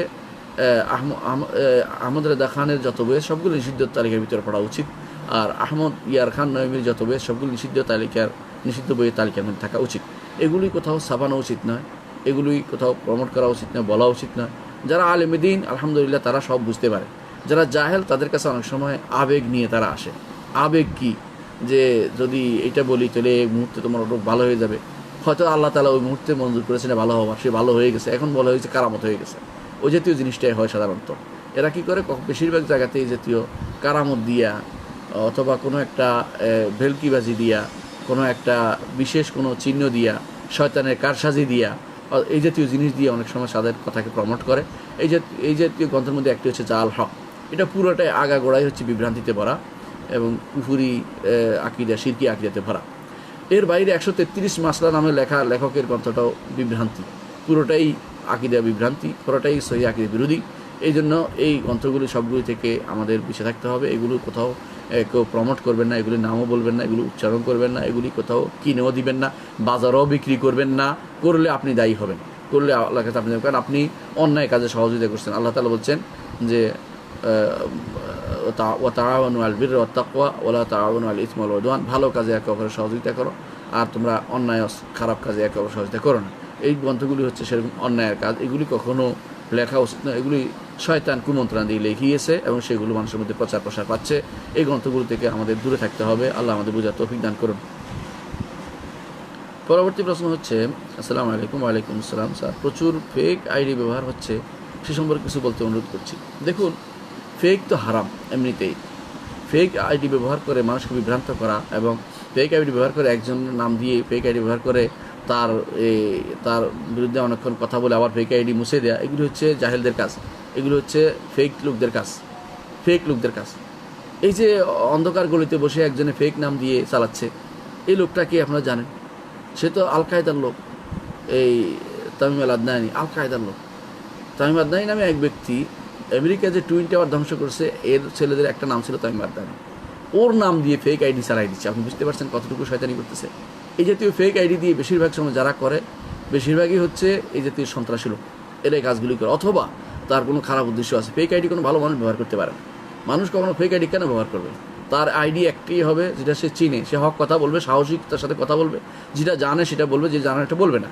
কিন্তু নিজে কাউকে হেনস্থা করার জন্য, কাউকে বিপদে ফেলার জন্য, অথবা কাউকে বিভ্রান্ত করার জন্য, অথবা নিজের পচা জিনিস পরিচালনার জন্য কেউ যদি ফেক আইডি ব্যবহার করে, এটা হারাম কাজ করা হবে। এই জন্য কোনোভাবেই কোনো ফেক আইডি ব্যবহার করা শরীয়ত ইসলাম অনুমোদন করে না। ফেক অর্থই হচ্ছে তো কাদিব, মিথ্যা কীভাবে অনুমোদিত হতে পারে? ইমানদার কখনো মিথ্যা বলতে পারে না। ইমানদার সবসময় সত্য কথা বলবে এবং সত্য কথার উপর থাকবে, সেটার উপরে তার জান গেলেও সে কিছু মনে করবে না, এটার উপর থাকবে। রাসূলুল্লাহ সাল্লাল্লাহু আলাইহি ওয়াসাল্লাম বলেছেন যে আসিদকু ইয়াহদি ইলাল বির, যে সত্য কথা নেক কাজের দিকে নিয়ে যায়, অল বিররু ইয়াহদি ইলাল জান্নাহ, আর নেক কাজ জান্নাতের দিকে নিয়ে যায়। আর যেটা মিথ্যা ইয়াহদি ইলাল ফুজুর, হারামের দিকে নিয়ে যায়, হারাম জাহান্নামের দিকে নিয়ে যায়। এটা রাসূলুল্লাহ সাল্লাল্লাহু আলাইহি ওয়াসাল্লাম বলেছেন।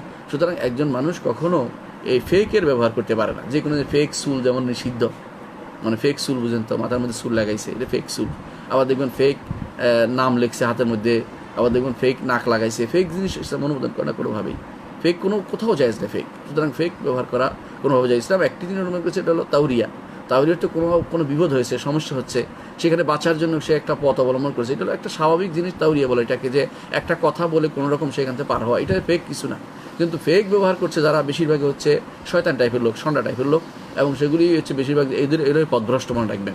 এই যে ব্যক্তি নিজের নামে এই তামিম আদনানী নাম রাখছে, সেটা মিথ্যুক, কোনো সন্দেহ নেই, এরকম কোনো লোকে নেই। এটা হচ্ছে আরেকজন, এরা হচ্ছে তথাকথিত সন্ত্রাসী। এরা কী করছে, নিজেদের সন্ত্রাসকে নামও রাখছে যে ওই ব্যক্তির নামে, যে ব্যক্তি টুইন টাওয়ার ধ্বংস করছে। আবার সাথে সাথে কী করছে, এই সন্ত্রাসী কথা প্রচারের প্রথমে সুন্দর সুন্দর কথা বলছে, কান্নাকাটি করে কথা বলছে, একেবারে এইটা হয়েছে ওইটা হয়েছে, সুন্দর সুন্দর কথা করে মানুষের অন্তরে ঢুকছে। এরপরে তাদের বিষটা ঢুকানো আরম্ভ করছে। সেই বিষ কি? যে আলেমে দ্বীনের বিরুদ্ধে কথা বলা। যে আলেমরা এই করছে সেই করছে, আলেমরা দরবারি, আলেমরা দরকারি, আলেমরা এই সেই বিভিন্ন রকমের নাম দিয়া আলেমদেরকে বিরুদ্ধে বদনামি করে যারা স্কলার আছে, বিন বাজ, বিন উসাইমিন, এই জাতীয় বড় বড় আলেমদের বিরুদ্ধে করে, তারা এরপরে দেখা যাচ্ছে তারা কোনো একটা, হ্যাঁ তারাও আবার কোনো কোনো আলেমের কথা নেয়, কিন্তু যে আলেমের কথা নেয় তার মধ্যে কোনো একটা খণ্ডিত বক্তব্য, অথবা কোনো সিচুয়েশনে আলেমের কথা বলেছেন, সেই সিচুয়েশনটাকে আম বানিয়ে ফেলবে, কোনোটা ব্যবহার যে জিনিসটা ওই সময়ের জন্য বিশেষভাবে প্রযোজ্য ছিল এটাকে সব জায়গায় নিয়ে যাবে, কিন্তু এবং ইসলামের স্বতঃসিদ্ধ নিয়মকে তারা বিরোধিতা করার জন্য ফেকগুলি ব্যবহার করে। সুতরাং ফেক আইডি ব্যবহার করা কোনোভাবে জায়েজ নেই, কোনোভাবে ফেক আইডি ব্যবহার করবেন না এবং ফেক আইডি ব্যবহার থেকে দূরে থাকবেন, কারণ এটা হচ্ছে মিথ্যা, মিথ্যা কোনোভাবেই কোনো সময় কোনোভাবে জায়েজ ছিল না। যদি কেউ বলে যে যুদ্ধের জন্য যায়, যুদ্ধ হচ্ছে আপনার কলম, এটা দিয়ে যুদ্ধ হচ্ছে, কিসের যুদ্ধ করছে? আপনি তো মুসলিমদের ধোঁকা দিচ্ছেন। আপনি যদি কোনো কাফেরদের বিরুদ্ধে কথা বলতে, এটা আলাদা কথা ছিল, আপনি মুসলিমদের সাথে কথা বলছেন। মুসলিমদের সাথে ফেক আইডি ব্যবহার করা কোনোভাবে জায়েজ বলে মনে করছি না। পরবর্তী প্রশ্ন হচ্ছে, ছোটো বাচ্চাদের ঝুনঝুন করে এমন গানের মিউজিক ছাড়া অন্যরকম শব্দ করে এমন খেলনা দেওয়া যাবে কি? জি, যদি কোনো সেটাতে দুই জিনিস না থাকে, গান না থাকে, কিন্তু যদি কোনো শব্দ করে, সামান্য গান নয়, অর্থাৎ এমন গান নয় যে গানটা কোনো একটা গানের নকল করে বানাইছে, এরকম কিছু না হয়।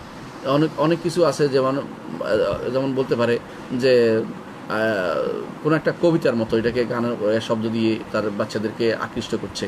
হ্যাঁ, যেমন আমরা যখন মদিনায় থাকতাম তখন দেখতাম যে তারা বলতো যে সবাহাল খায়রিয়া জারি, এরকম এটা যদি কোনো সাথে যদি কোনো মিলিয়ে কোনো একটা দেয়, বাচ্চারা যদি কোনো আবেশ হয়ে থাকে, তো না জায়েজ হওয়ার কিছু না। কিন্তু যখনই গান হয়ে যাবে, মিউজিক গান হয়ে যাবে, তখন সেটা জায়েজ হবে না। আশা করি বিষয়টা বুঝতে পারছেন। শব্দ দেওয়াই না জায়েজ না, বাচ্চাদের কোনো শব্দ না দিলে বাচ্চা থাকবে না, অন্য কথা থাকবে। সুতরাং এমন শব্দ দিতে পারবেন, কবিতার শব্দ দিতে পারবেন, ছন্দ দিতে পারবেন, অথবা এমন দিতে পারবেন যেটা হারাম কিছু নয়, হারামের কোনো কিছু ডাকছে না, হারামের দিকে আহ্বান করছে না, এমন কোনো শব্দ দিয়ে তাদেরকে ডাকতে পারবেন। কিন্তু গান নামে যেটা চালু আছে, গানের যে সমস্ত স্বরলিপি আছে যেগুলোর সাথে মিশে যায়, সেগুলো দেওয়া যাবে না। এবং এমন কোনো ঘন্টার ধ্বনি দিতে পারবেন না যেটা নিষিদ্ধ ঘন্টার ধ্বনি, সেটা দিলেও কিন্তু নিষেধ আছে। তো এমন কিছু দিতে পারবেন। ঝুনঝুন করে বাচ্চারা ছোটো ছোটো, যেমন অনেক সময় হাতের মধ্যে নিয়ে এরকম করলে বাচ্চারা তাকিয়ে থাকে, এরকম জিনিস দিতে পারবেন, কারণ এটার মধ্যে কোনো গুণের কিছু নেই, এটার মধ্যে কোনো গুণের কিছু নেই। তবে এইটা যদি কোনো এরকম জন্য দেয়, অনেক সময় দেখা যায় পায়ের মধ্যে ঘুঙ্গুর দেয় কেন, যে যদি কোনো এটার কারণে পানিতে ডুববে না, কারণ শব্দ হলে দৌড়ে যাবে সবাই, বা অনেক সময় কোমরের মধ্যে ঘন্টা বেঁধে দেয় যে কোথায় গেল, এটা দুইটা জায়েজ নেই, কারণ এটা তো নির্ভর করা হচ্ছে, কোনো কিছু নির্ভর করা যাবে না। খেলনার হিসেবে ব্যবহার করতে পারবে, কিন্তু এটার উপর নির্ভর করে আকিদা থেকে নির্ভর করলে শিরক হয়ে যাবে, এই জন্য এটার উপর নির্ভর করার কারণে সেটা ব্যবহার করা যাবে না। আশা করি বিষয়টা আপনি বুঝতে পারছেন। পরবর্তী প্রশ্ন হচ্ছে, স্টিকার বা ছবিযুক্ত কোনো খেলনা বাচ্চাদের দেওয়া জায়েজ হবে? বর্তমানে প্যাম্পার্সের অনেক কিছুতেই ছবি থাকে, আমরা কী করতে পারি? ছবিযুক্ত যদি কোনো গাছের ছবি হয়, যদি কোনো প্রাণীর ছবি না থাকে, অন্য বিভিন্ন যেমন মেঘের ছবি বা আকাশের ছবি, এরকম কোনো, অথবা কোনো এমন ছবি থাকে যে সিনেমাটা ধরুন নদীর ছবি দিলেন, এরকম, অথবা প্রাকৃতিক কোনো দৃশ্য দিলেন, এটাতে কোনো সমস্যা নেই। এরকম ছবি খেলনার বাচ্চা দিতেই পারবেন। ছবির মধ্যে সারাদিন ছবি মিলাবে, অর্থাৎ অনেক সময় দেখা যায় বাচ্চারা মিলাইতে পারে, দু তিনটে মিলাইলে একটা ছবি হয়, নদীর মতো হয়, অথবা একটা গাছ হয়, গাছের পাতা মিলায়, পাতা এনে এনে মিলাইতে হয়, এগুলি জায়েজ আছে, কোনো সমস্যা নেই আলহামদুলিল্লাহ। সমস্যা কোনটা? সমস্যা হচ্ছে প্রাণীর ছবি, প্রাণীর ছবি জায়েজ নেই।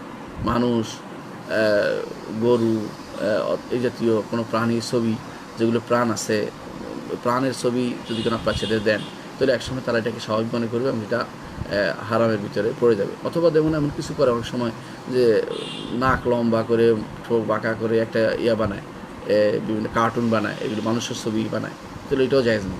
এটা দিবেন কেন? এটা দেওয়া জায়েজ নেই, এটা দিতে পারবেন না বাচ্চাদেরকে। তবে এটা যদি কোনো তারা দেখে, কোনো দেখে, তো এটা তো হাতে দেওয়া হচ্ছে না, এটা একটা হচ্ছে, এটা দেখলে যদি কোনো এটা খারাপ কিছু না থাকে, এটা দেখানো যায় না। অর্থাৎ ধরেন আপনি তাকে একটা দিলেন, তাকে একটা কম্পিউটার দিলেন, যেটাতে ছোটো মানে বাচ্চাদের যেটা বলা হয় একটা মোবাইল সেট, যেটাতে আছে, দেখতে দেখতে খাইয়ে ফেললো, এটার মধ্যে দৌড়াচ্ছে কোনো একটা ছবি, মানুষ দৌড়াচ্ছে বা কিছু একটা, এটা হারাম কিছু নাই, তাহলে এটা না জায়েজ হবে না, কারণ মানুষের মতোই দেখা যাচ্ছে। ছবি বানানো যাবে না, এটা হলো উদ্দেশ্য। ছবি বানিয়ে আঁকিয়া ছবি দিয়ে এটা দাও, এটা জায়েজ নেই, ওইটা দেওয়া যাবে না। ওইটা দিলে সেটা হয়ে যাবে আঁকার গুনার ভিতরে পড়বে, এবং সেটা ছবি আঁকা এমনি জায়েজ নেই। পাম্পার্সের ভিতরে যেটা বলেছেন, এতে দুর্ভাগ্য যে পাম্পার্সের ভিতরে ছেলেদের, ছোটো বাচ্চাদের ছবি দিয়ে দেওয়া হয়। তো পাম্পার্স নিয়ে খেলাধুলা করার জন্য দেওয়া হয় না, এটা যেহেতু ছোটো ছোটো আকার দেওয়া, চেষ্টা করবেন যেগুলো ছবি নেই সেগুলো দিতে। যেগুলো ছবি নেই সেগুলো কিনতে। আর যেগুলো ছবি আছে, অর্থাৎ প্রত্যেক পাম্পার্সের উপরেই অনেকগুলি ছবি দিয়ে দেওয়া হয়, সেটা ব্যবহার করবেন না, কারণ সেটা তো বুঝতে পারছেন যে এটা বাচ্চার সাথে ফেরেশতা থাকতেছেন। হাদিসে স্পষ্ট আছে, রাসূলুল্লাহ সাল্লাল্লাহু আলাইহি ওয়াসাল্লাম বলেছেন যে ফেরেশতারা ওই ঘরে প্রবেশ করে যেখানে ছবি থাকে অথবা কুকুর থাকে, সেখানে ফেরেশতারা প্রবেশ করে না। এর হচ্ছে রহমতের ফেরেশতা প্রবেশ করে না। অন্য ফেরেশতা যেটা তাকে মারবে, যদি কাফের হয় তাকে মারার জন্য যদি কোনো হুকুম হয়ে যায়, সেটা যেন যত আপনি কুকুর রাখেন আর সেখানে মহিষ রাখেন বা যাই রাখেন না কেন, শুয়োর রাখলেও আপনার সেখানে আপনাকে মৃত্যু দিবেই, সেটা আলাদা কথা। কিন্তু রহমত ঢুকবে না, ফেরেশতা রহমত নিয়ে যাবে না। রহমত যে সমস্ত করে, রহমতের জন্য হাফাজা ফেরেশতা যারা থাকে তারা সেখানে যাবে না। এই জন্য সন্তানের যখন পাম্পার্স পরাবেন তখনও দেখবেন এই পাম্পার্সের মধ্যে কোনো ছবিযুক্ত পাম্পার্স কিনা, তার এমন কোনো জিনিস আছে কিনা যেটার মধ্যে ছবি লাগিয়ে আছে। যে এমন যদি হয় যে ছবিটা দেখা যায় না, বোঝা যায় না খুব একটা, তাহলে কোনো সমস্যা নেই। কিন্তু ছবিযুক্ত মানুষের ছবি, প্রাণীর ছবিযুক্ত কোনো পাম্পার্স ছেলেদের গায়ে লাগাবেন না। যদিও সেটা আপনি খারাপভাবে বের করে ফেলে দিচ্ছেন, কিন্তু কিছুক্ষণ সময় তার মধ্যে থাকতেছে, ওই সময়টা কিন্তু তার সাথে ফেরেশতা থাকছে না, এই জন্য সেটা করবেন না, সেটা আপনি ব্যবহার করবেন না। পরবর্তী প্রশ্ন হচ্ছে, শাফিঈদের অধিকাংশ নাকি আশারি আকিদা মেনে চলে, আর হানাফিদের অধিকাংশ মাতুরিদি আকিদা মেনে চলে। এই তথ্য কতটুকু সঠিক? যদি সঠিক হয় তাদের কাছ থেকে আকিদার জ্ঞান নেওয়া যাবে কি? দেখুন, এই যে কথাটা বলেছে যে শাফিঈ এবং হানাফি আকিদা, মাতুরিদি, আশারি, এই যে ভাগটা, এটা একটা আলেম কিছু মানুষের প্রপাগান্ডা। কারণ এই দেশের আপনি যদি কোনো এই বাংলাদেশে একটা যাচাই করেন, আপনি সহজভাবে বলি, সবাইকে বলেন যে আপনি কোন আকিদা, কেউ জানেই না, মাতুরিদি চিনেই না। ওই যে বাংলাদেশের আপনি 90% মানুষ এই হানাফি মাযহাবের, সেখানে আপনি 90% আলেম মুসলিম হানাফি মাযহাবের, তাদের যদি আপনি জিজ্ঞাসা করেন আকিদা মাতুরিদি চিনেন, বলে চিনে না, যে এই আবার কোত্থেকে আসলো। এই মানুষ আকিদা মাতুরিদি জোর করে চাপিয়ে দেওয়া জিনিস না। মাতুরিদি ওই সময় হয় যখন কিছু জিনিস করে, একটা কি সিফাতের ক্ষেত্রে তারা 7টি সিফাত মানে, আর কোনো সিফাত মানে না, আল্লাহর গুণ মানে না। যখন আল্লাহর কোরআন হাদিসের উপর, হাদিস যখন আসে হাদিসের উপরে নিজের বিবেককে প্রাধান্য দেয়, যখন হাদিসের উপর আকলকে প্রাধান্য দেয়, এবং যখন কোরআন হাদিসের সিফাতের ক্ষেত্রে সিফাত কম 7টি মানে আর না মানে, এবং যখন তারা মৌলিক নীতি যে যখন খবর ওয়াহেদ বা একক হাদিসকে যখন মানার ক্ষেত্রে তাদের মধ্যে সমস্যা দেখা দেয়, মানে না, তারাই শুধুমাত্র মাতুরিদি। সাধারণ মানুষ সবাই আলহামদুলিল্লাহ সহিহ আকীদার, সাধারণ সব মানুষ সহিহ আকীদার। যতক্ষণ পর্যন্ত তার মধ্যে খারাপ কিছু প্রকাশ না পাবে, গ্রামের চাষা ভুষা সবাই আল্লাহকেই মানে, যতক্ষণ পর্যন্ত না কবর পূজা হয়ে যাবে, যতক্ষণ পর্যন্ত না অমুকের অনুসারী হয়ে যাবে, ততক্ষণ পর্যন্ত তারা সহিহ আকীদাতে আছে। এই জন্য মানুষ যত দাবি করে যারা, তারা মিথ্যা কথা দাবি করে যে অমুক সব মানুষ আশারি, তারা কি দেখছে? বাড়িতে গিয়ে দেখছে, মিথ্যা কথা বলছে। যদি আপনি জিজ্ঞাসা করেন, আদমশুমারি করেন, আপনি পাবেন না যে মানুষ মাতুরিদি নামে কাউকে চিনে, অতি মানুষ চিনে না। কিন্তু আবু হানিফা রাহমাতুল্লাহকে সবাই চিনে, সব মানুষই, যারা বাংলাদেশের প্রায় 90% মানুষ আবু হানিফা রাহমাতুল্লাহকে চিনে। কেন চিনে? কারণ তারা আসলে মাযহাবের মতবাদ তাদের নিতে হয়। কিন্তু কোরআন হাদিসের আকীদার ব্যাপারে তারা কিন্তু মাতুরিদিকে চিনে না, তারা কোরআন হাদিসে চিনে এবং বলে যে আলহামদুলিল্লাহ আলেমরা যা বলছে সেটাই আমরা মানি, আমরা তো এটাই জানি, এবং কোরআন হাদিসের বাইরে তারা যায় না। এর অর্থ হচ্ছে আপনি যে দাবি করেছেন যে একটা পাইকারি দাবি যে হানাফিদের সব মাতুরিদি, এটা একটা মিথ্যা কথা। তারা মাতুরিদি একদম চিনেও না। কিছু মানুষ আছে, কোনো সন্দেহ নেই, সুনির্দিষ্ট কিছু মাদ্রাসা, সুনির্দিষ্ট কিছু প্রতিষ্ঠান, এরা এগুলি পরিচালনা করে, সুনির্দিষ্ট কিছু আলেম এগুলির পিছনে দৌড়াচ্ছে এবং এগুলি জনগণকে এগুলি খাওয়াচ্ছে, জনগণ বিষ খাওয়াচ্ছে, এটা কিন্তু চালু আছে। কিন্তু তাই বলে সব মানুষকে এইভাবে পাইকারি মাতুরিদি বলে দেওয়া যায়, সব মানুষ মাতুরিদি, আপনি শুধু ভালো এটা বলে, বলো সব মানুষ আমার সহিহ আকীদার। কিছু মানুষ আছে মাতুরিদি আকীদার, কিছু মানুষ আছে কবর পূজারি, এটা আমাদেরকে বলতে হবে। কারণ তারা যারা প্রমোট করে, আকীদার পিছনে দৌড়ায়, বিশেষ করে যারা কোরআন হাদিসের বিপরীতে নিজের বিবেককে প্রাধান্য দেয়, কোরআন হাদিসকে অপব্যাখ্যা তাওবিল অপব্যাখ্যা করে না, অপেক্ষা করে, তারা শুধুমাত্র যদি আকীদার। এই সাধারণ মানুষ এগুলি কোনোদিন, সাধারণ মানুষকে আপনি জিজ্ঞাসা করেন আল্লাহ কোথায়, আরশের উপরে, সবাইকে বলে ফেলবে। এরা কোনোদিন বলবে না যে আল্লাহ উপরে নাই, নিচে নাই, কোথাও নাই, আল্লাহর জন্য পাঁচটা সাব্যস্ত করতেছি না, আল্লাহর জন্য জায়গা সাব্যস্ত করলে হয়ে যায়, এই হয়ে যায়, এই হয়ে যায়, এই জাতীয় কথা সাধারণ মানুষের মনে নাই। এগুলো শুধুমাত্র তথাকথিত কিছু পথভ্রষ্ট আলেমরা আছে যারা এগুলি করে, এবং তারা নিজেদেরকে বিভিন্ন নামে পরিচিতি পেতে চায়, এগুলি তারা প্রচার করতে খুব পছন্দ করে। সাধারণ মানুষ আলহামদুলিল্লাহ ফিতরাতের উপর আছে, তারা আকীদার, বিশুদ্ধ আকীদার উপর আছে। এই জন্য সাধারণ মানুষকে আকিদা মাতুরিদি এইভাবে দাবি করা, হানাফিদের জন্য আমভাবে সব হানাফি মাতুরিদি এটা বলা দাবি করা ঠিক নয়। এটা হচ্ছে দাবি, এটা দাবি, এভাবে বলে দেওয়া ঠিক নয় যে এটা তারা বাস্তবে এটা আছে, ঠিক নয়, বাস্তবে এরকম না। বাস্তবে বেশিরভাগ মানুষ এই সহিহ আকীদা বিশ্বাস করে। শাফিঈদের মধ্যে আপনি বলছেন আশারি আকীদা, শাফিঈ নয়, শাফিঈ মালিকি, এদের মধ্যে আশারি আকীদা বেশি, এতে সন্দেহ নেই। কিন্তু তাই বলে সব মানুষকে আশারি বানাবেন না। এদের অধিকাংশই কিন্তু আকীদার ব্যাপারে শুধু স্বাভাবিকটাই জানে, তারা আকিদার যে সমস্ত গভীর তথ্য নিয়ে তারা আলোচনা করে না। তারা ঠিকই বলে আল্লাহ আরশের উপর আছেন, তারা বিশ্বাস করে, তাদের ঠিকই বিশ্বাস করে, আল্লাহর নাম গুণ সব বিশ্বাস করি, আমানতু বিল্লাহি কামা হুয়া বিআসমাহি ওয়া সিফাতিহি, সবগুলি নিয়ে তারা মানে, ওয়া কাবিলতু জামিআ আহকামি ওয়া আরকানি, আল্লাহর বিধান সব মানে। এদের মধ্যে কেউ বলে না যে আল্লাহ 7টি মানতে হবে, 8টি মানতে হবে, আল্লাহর এটা বলা যাবে না, ওইটা বলা যাবে না, আল্লাহ আল্লাহ ভিতরে না, বাইরে না, আল্লাহ ওইখানে না, ওইখানে না, আল্লাহ ন এই জাতীয় জিনিসগুলি তাদের মধ্যে নাই। সাধারণ মানুষ এগুলি কোনোদিন চিন্তা করে না। এগুলি যারা বলে মুষ্টিমেয় কিছু মানুষ, তাদের আকিদা সবার মধ্যে তারা এই বিভ্রান্ত আকিদা প্রচার করতে চায়। এরা এই জন্য দাবি করে সব মানুষ তাদের। দাবির বিষয়টি মিথ্যা দাবি। হানাফি মাযহাব বহু আলহামদুলিল্লাহ সাধারণ মানুষগুলো হানাফি মাযহাব মানে কিন্তু সহি আকিদা আছে, এতে কোনো সন্দেহ থাকতেই পারে। হ্যাঁ, তাদের মধ্যে কবর পূজারিও আছে, আবার অন্য ভিন্ন খারাপ আকিদারও আছে, এতে কোনো এটাও আমরা অস্বীকার করছি না। কিন্তু বেশিরভাগ মানুষ এই সহি আকিদার, এটাই হচ্ছে বিশুদ্ধ মত। এখন যে কোনো মানুষকে আপনি দেখেন যে সে মাতুরিদি আকিদার, তখন দেখতে হবে মাতুরিদি আকিদার কিন্তু সবগুলি শিরকি নয়, সবগুলি কুফরি নয়। যেগুলি শিরকি কুফরি তাদের আছে, সেগুলি যদি কেউ বলে তার পিছনে সালাত হবে না। যদি মনে করেন আল্লাহ সত্য কথা বলে সর্বত্র বিরাজমান, তার পিছনে সালাত পড়বেন না, জায়েজ হবে না। যদি বলেন যে আল্লাহ অবশ্যই আরশের উপরে সব কিছু, তার পিছনে নামাজ পড়বেন। বাকি যে সমস্ত সিফাতের ক্ষেত্রে তার যে সমস্ত তাবিল আছে এগুলি তার পদভ্রষ্টতার প্রমাণ, কিন্তু তার পিছনে সালাত হবে, তার পিছনে সালাত হবে। কিন্তু তার পদভ্রষ্টতার প্রমাণ হচ্ছে সে যে আহলে সুন্নাত ওয়াল জামাতের ভিতরে ঢুকতে পারেনি, 73 ফেরকার ভিতরে ঢুকে গেছে। কারণ হচ্ছে সে আল্লাহ সিফাতগুলিকে অস্বীকার করেছে। যারা আল্লাহ সিফাতকে এরকম অপব্যাখ্যা করবে, সিফাতের অস্বীকার করবে, 7টি ব্যতীত বা 21টি ব্যতীত কোনো সিফাত মানবে না, এরা আসলে পদভ্রষ্ট। এরা ওই ফেরকার ভিতরে পড়বে। মাতুরিদি একটা ফেরকা, আশারি আরেকটা ফেরকা। এরা হচ্ছে পদভ্রষ্টতম ফেরকার অন্তর্ভুক্ত। কিন্তু কোরআন এবং সুন্নাহ কোনো দলের দিকে ডাকে না। এই জন্য যারা কোরআন সুন্নাহ অনুসরণ করবে তাদের কোনো নিজস্ব দল নেই, ফেরকা নাম নেই। এই জন্য আমরা কোনোদিন ফেরকা নাম দিই না যে আমরা অমুক ফেরকা তমুক ফেরকা, মানুষও বলতে পারে। কিন্তু মাতুরিদিরা নিজেরা গর্ব করে দাবি করে ইমামুল হুদা মাতুরিদি, ইমামুল কোরআন আশারি। অথচ দেখেন ইমাম আশারি রহমতুল্লাহ তার শেষ জীবনে সহি আকিদে ফিরে আসছেন। তিনি গ্রন্থ লিখেছেন, এমন যদি হইতে দাবি করছি তা নয়, গ্রন্থ লিখেছেন, 3টি গ্রন্থ লিখেছেন, প্রত্যেকটি গ্রন্থই প্রমাণ করে তিনি ফিরে আসছেন। রেসালাতুস সাগর যেটা সেটা, এবং তিনি লিখেছেন রেসালাতুস সাগর লিখেছেন, সেখানে সহি আকিদার কথা পরিপূর্ণভাবেই প্রায় পরিপূর্ণই চলে আসছে। আবার যখন তিনি ইবানা আন উসুলুদ দিয়ানা লিখেছেন, এখানে 90% 99% তিনি সহি আকিদার কথা বলেছেন। আলহামদুলিল্লাহ, ইনি হচ্ছেন ইমাম আশারি রহমতুল্লাহ। অথচ যারা আশারি অনুসরণ করে থাকবে তারা কিন্তু ইমাম আশারি অনুসরণ করে না। তারা মূলত ঘুরে ফিরে সেই জাহাঙ্গীরের আকিদা অনুসরণ করে, যারা আল্লাহ তাআলাকে দেখা যাবে না, আল্লাহ তাআলাকে নিয়ে তাদের প্রত্যেকটি আকিদাই তাদের পদভ্রষ্টতা নিমজ্জিত, সেগুলি নিয়ে তারা প্রচার প্রসার করে বেড়াচ্ছে। ইমাম আশারি রহমতুল্লাহ আলাইহির আকিদার গ্রন্থ যেগুলো আছে তারা বলুক যে ওই অমুক কিতাব ওইটা আছে, অমুক তার আকিদার গ্রন্থ যেগুলো এখন আছে আলহামদুলিল্লাহ আমরা জানি, সেগুলো তো অহমদ আছে তার আকিদার গ্রন্থ আল ওমাদ ফির রুইয়া, তারপরে তার আকিদার গ্রন্থ সালাতুল্লাহ সাগার, এটা দেখেন, এবং তার আকিদার গ্রন্থ আছে আল ইবানা আন উসুলুদ দিয়ানা, সেগুলো দেখেন, দেখবেন যে তারা আসলে সহি আকিদায় ছিল।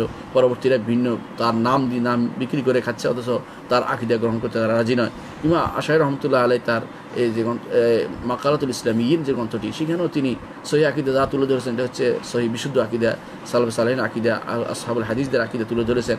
কিন্তু এর বিপরীতে তিনি পদভ্রষ্ট আকিদা তুলে ধরেছেন। বোঝা গেল যে পদভ্রষ্ট আকিদাটা যারা এখন অনুসরণ করছে তারা ইমাম আশারির দিকে নিসবত হওয়া, তার দিকে সম্পর্কিত হওয়া তাদের জন্য কখনো বৈধ নয়, তারা অবৈধভাবে তার দিকে সম্পর্কিত নিজেদের করছে।